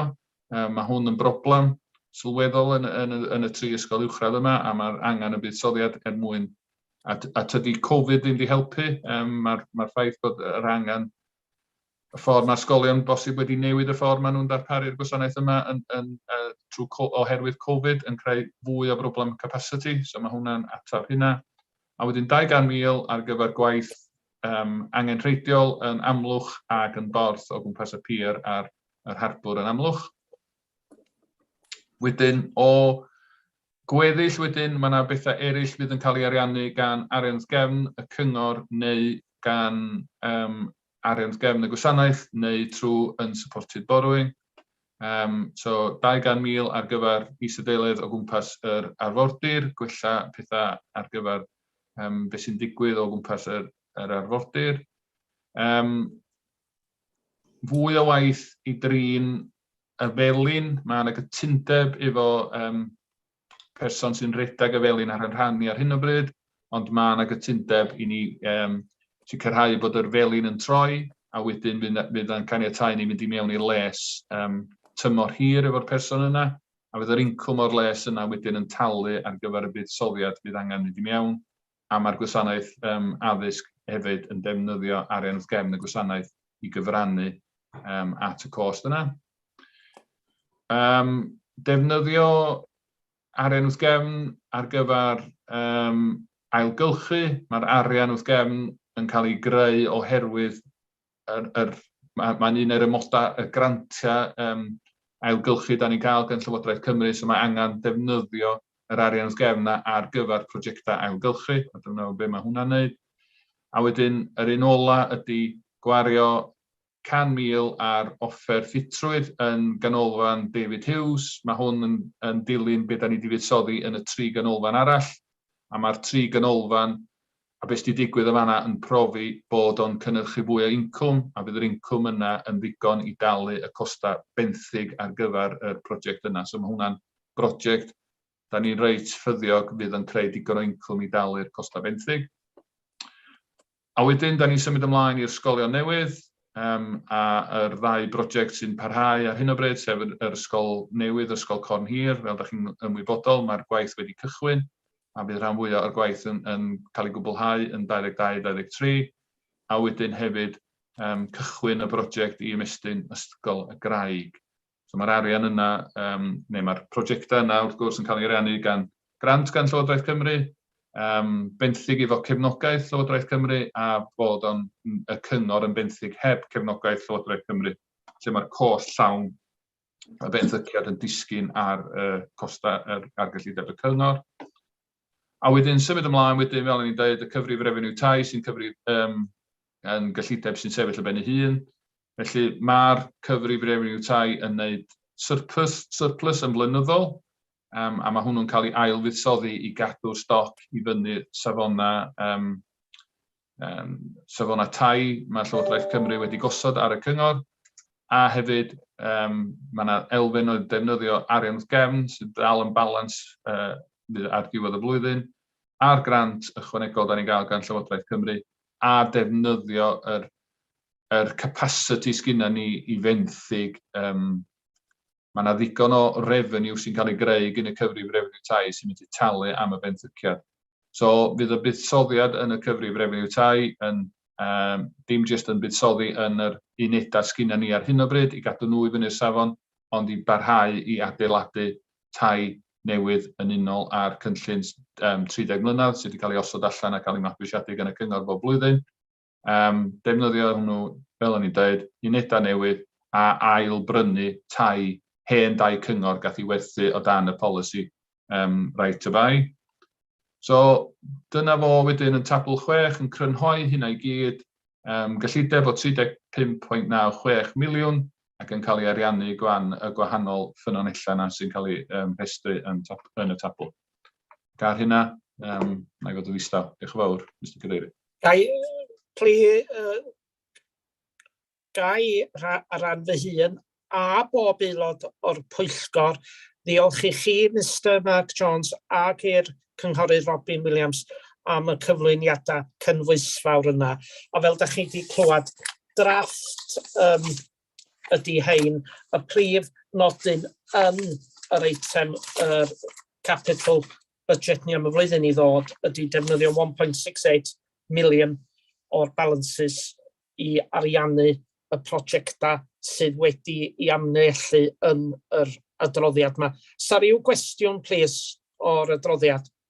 A fel dwi'n dweud, da ni wedi diolch yn barod, so mae angen i neb diolch eto. Ac os felly, ga i ofyn pwy sydd yn cynnig bod yr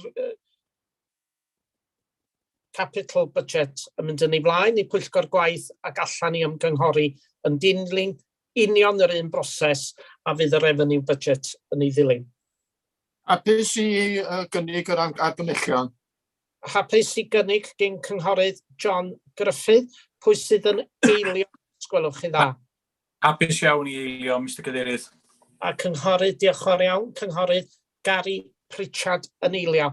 Os a rhywun yn pwy sydd, os a rhywun, di pawb yn derbyn, os a rhywun yn ymatal i pleidlais? Da chi gyd yn derbyn? Newch chi ddangos, sgwelwch chi dda, tos am ond. Newch chi gyd ddangos? Iawn, mae pawb yn derbyn i symud hwnna allan felly i ymgynghoriad. Diolch yn fawr iawn chi, a diolch i'r cynghorydd Robin Williams a Mr Mark Jones am y ddau adroddiad yna. Dwi'n mwyn bod chi'ch dau yn haeddu brec bach nhw'n. Reit, da ni symud ymlaen i'r panel cyllid, jyst cael adroddiad ar lafar gen y cynghorydd David Roberts. Cynghorydd David Roberts. Ie, fydd hwn yn mynd adroddiad hir iawn, fel chi falch o glwad. Os y ddau beth da ni wedi bod yn dwi bod i fod yn adrodd yn ôl arno fo, ydy yr cyllideb revenue draft a cyllideb cynnal drafft. I raddau, da ni wedi cynnal yr un math o drafodaeth a da chi wedi drafod heddiw mewn ffordd lle. Jyst bod ni wedi gwneud os ystwytha, wnaethon ni ddod i ddau, ac eithon ni cyfle i holi Robin a Mark, a fel da chi wedi gwneud heddiw. Ni hefyd, so na i mae ail adrodd hynny. Yr unig beth da ni'n gobeithio wedyn i wneud, wrth symud ymlaen, neu wnaethon ni awgrymu sy'n ni'n licio wedyn i wneud, ydy bod ni yn cael yr adroddiadau yma ar y gwariant ar y gwasanaethau fel bod ni'n wedi craffu nhw wedi bach mewn ylach cyn diwedd y broses. Mi fyddwn ni'n fel arfer yn mynd dros yr ymgynghoriad hefyd, ond mi fyddwn ni'n mynd trwy ymatebion yr gwasanaethau unigol hefyd. A dyna di lle fyddwn ni'n ychwanegu gwerth eto. At ei gilydd, da ni fel panel yn arbad yr prif, yr hiant Pwyllgor rhag yr cymhlethdodau yma. Ond efo'r gyllideb, mae pawb eisiau gwybod beth sy'n digwydd yn y gyllideb. So i raddau, dwi'n meddwl, da ni'n trafod y gyllideb, mae yna dipyn bach o ddyblygu rhwng y Pwyllgor Sgriwtini cyllid a'r prif Pwyllgor. Ond, fel am aill, ond yn cyffredinol, da ni'n dod i'r un casgliad, a da chi di cytuno heddiw, dyna oedd yn casgliad ni hefyd dydd iau. Yr actibeithiau gyd yn rhesymol, a bod o'n lles pobl yr ynys mewn ffordd. Diolch yn fawr i chi, cynghorydd David Roberts. Na ni symud yn ymlaen felly i'r strategaeth tai ar deulu portffolio cynghorydd Alun Mymru.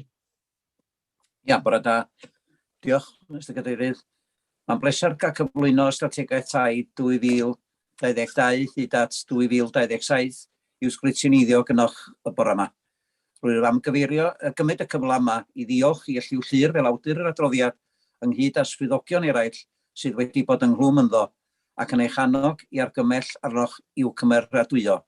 Mae'n ddogfen bositif ac rwy'n ambachu ar un cymal sydd yn crynhoi ei bwriad, sef ar tudalen 32.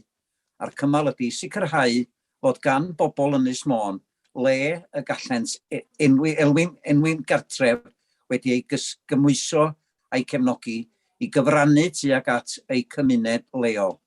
A gyda hynna dwi yn mynd i basio drosodd, dwi'n meddwl i Elliw Llyr neu i Ned Michael, mae yna, dwi'n meddwl beth yna pwrus wedi gychwyn y drafodaeth. Na, fyddai'n pasio yn gyntaf fel mae protocol yn dictatio i Mr Ned Michael, pennaeth gwasanaeth. Mr Ned Michael. Bore da, diolch i chi. Ie, mae'r strategaeth yn cael ei cyflwyno ger eich bron chi, da ni'n dilyn yr un thema ac oedden ni wedi defnyddio ar gyfer y strategaeth interim oedden ni wedi rhoi yn ei le ar gyfer y flwyddyn yma.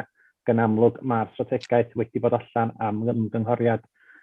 Na i basio ymlaen rwan i Elliw Llyr, sef awdur yr adroddiad a hefyd y strategaeth i gyflwyno i chi. Yndi, a chryso Elliw Llyr, croeso atra ni, a da ni'n edrych ymlaen i glwad goch chi.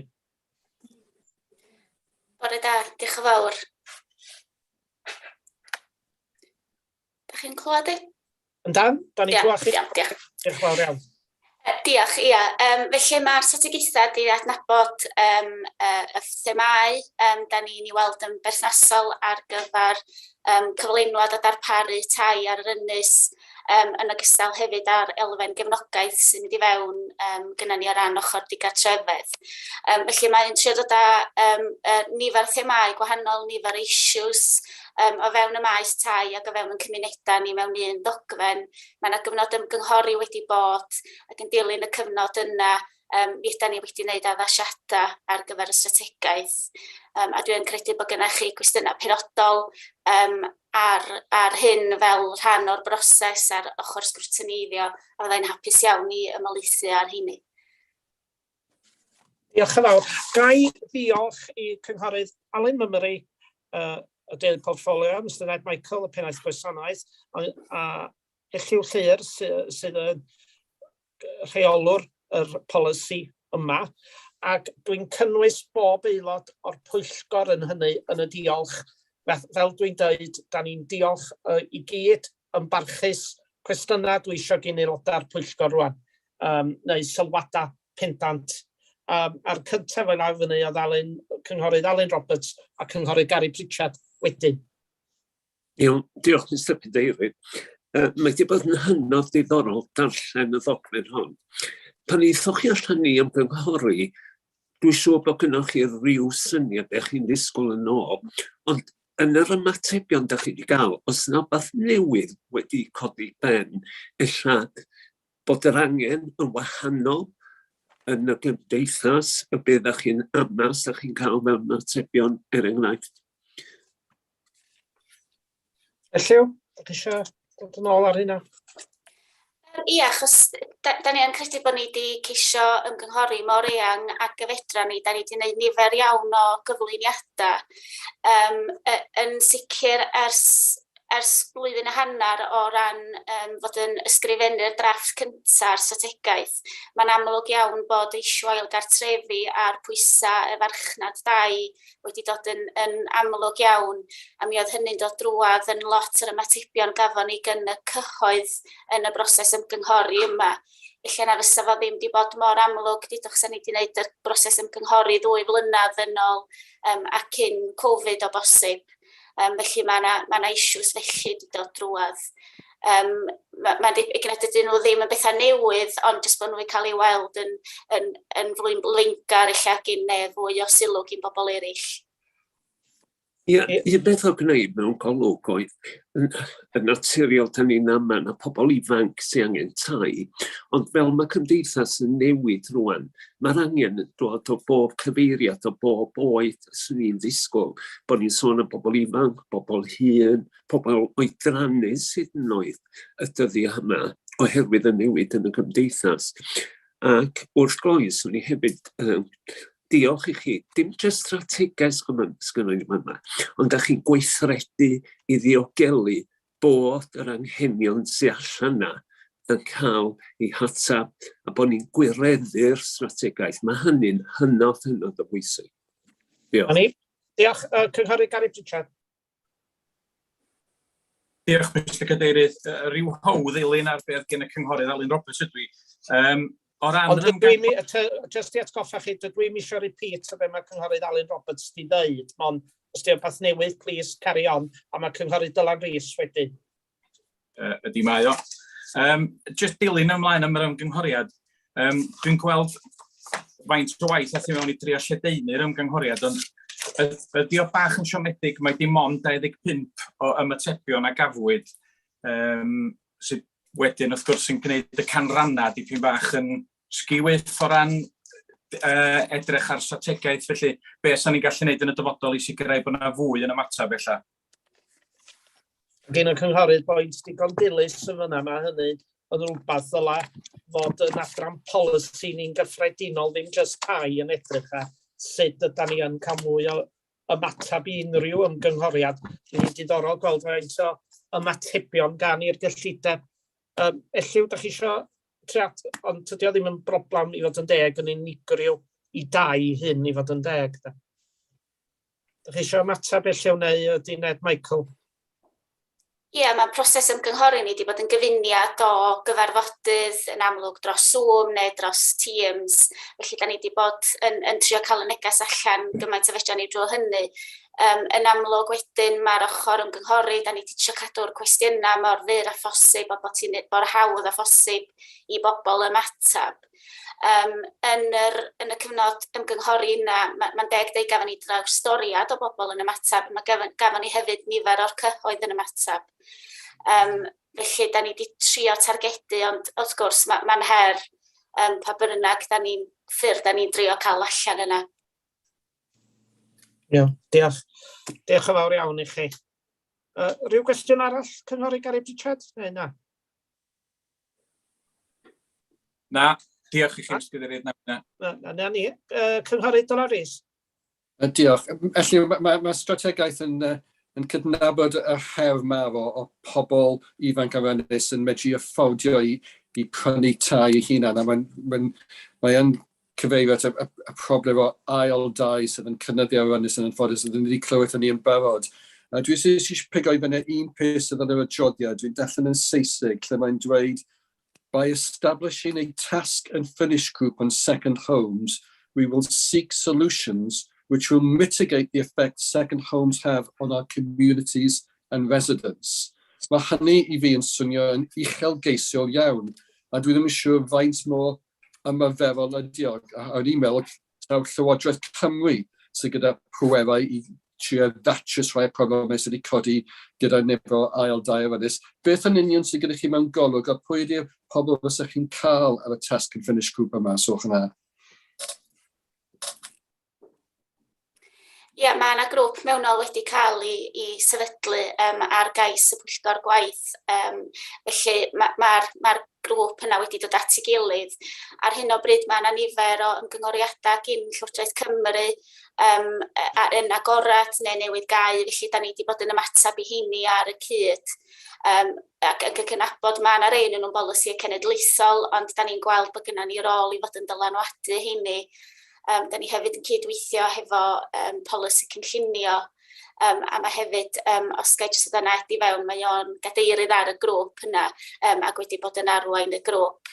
A mae gennym ni un enghraifft hefyd o'n policy equity sy'n mynd i'r Pwyllgor gwaith pnawn yma, sydd yn un ffordd o ymatab i'r her sy'n yn gwynebu ni. Felly ddoi net i fewn ar y pwynt yma. Gaid hefyd, pan ydych chi'n ymatab, Mr Michael, fedrwch chi just dweud o'r task and finish yma, oes aelodau etholedig gan yma wneud o just yn swyddogaeth, Mr Michael, a wedyn Cynghorydd John Gruffydd wedyn. Ie, just i atab hynny sydyn iawn, mae'r deulu portfolio tai, deulu portfolio cyllid a deulu portfolio cynllunio ar y task and finish group yna yn bodoli. Be fyswn ni yn ei ategu ydy, wrth gwrs, fel ddudodd y Cynghorydd Dylan Rees, Llywodraeth Cymru sy'n gwneud y rheola fel petai, ond yn sicr wedi unrhyw addasiadau cael eu cytuno a be ydyn nhw. Dwi'n meddwl bod yn hanfodol wedyn bod y grŵp tasg o gorffen yma yn symud yn ei blaen i weithredig yn gyntaf y fedra ni ar gyfer newidiadau sydd wedi bod yn weithredol. Fydd adroddiad y task and finish grŵp yna'n dod i'r Pwyllgor Sgriwtini? Oedd yr pwrpas yr grŵp tasg o gorffan hwnna oedd mwyn llunio ymateb y cyngor i'r ymgynghoriad oedd yn cau ar y 14 o Ionawr.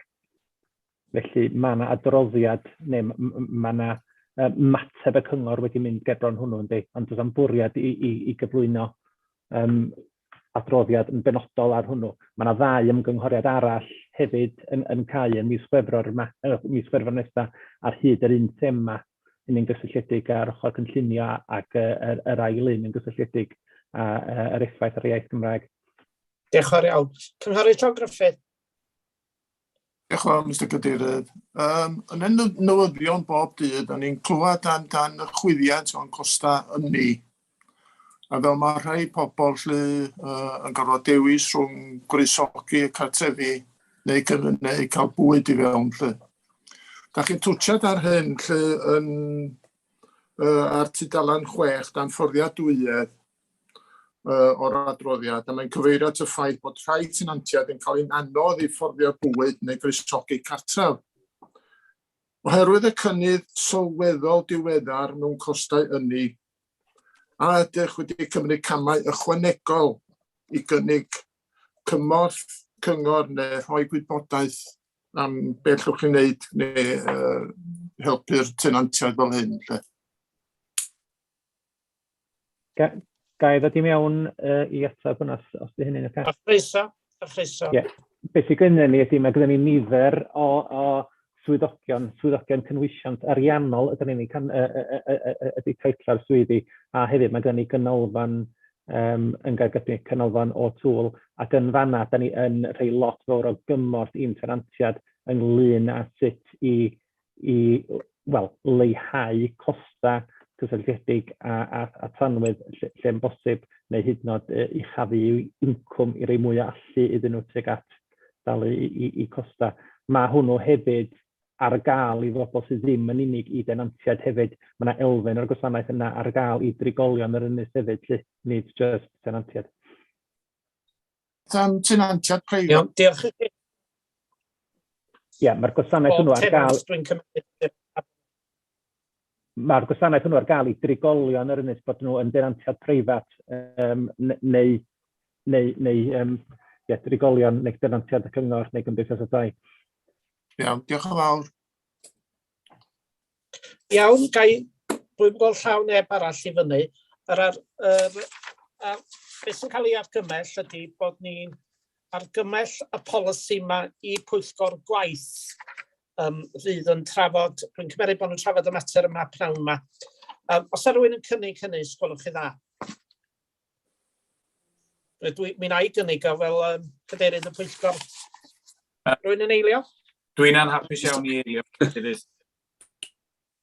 Da chi'n hapus, thank you, Cynghorydd Gary Pritchard.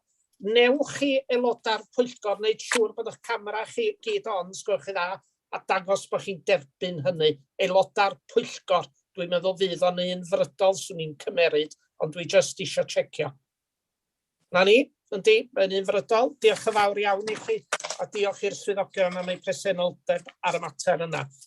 Da ni'n symud ymlaen rwan i item 7, sef yn flaen rhaglen waith ni. A mi fydd y gyllideb, fel da ni wedi clywed eisoes, yn dod nôl i gael ei thnafod yn ei fersiwn terfynol ar ddiwrnod dwytha mis Chwefror, a wedyn fydd cyfarfod dwytha y Pwyllgor yma, y tymor yma'r cyngor ar y 7th o fis Mawrth. Gai ddiolch i chi am eich presenoldeb, mae'r Pwyllgor ar ben. Gai ofyn yn garedig iawn i Mrs Anwen Davies yn ffonio fi wedyn, sgwelwch chi dda. A diolch yn fawr i chi gyd a bore da.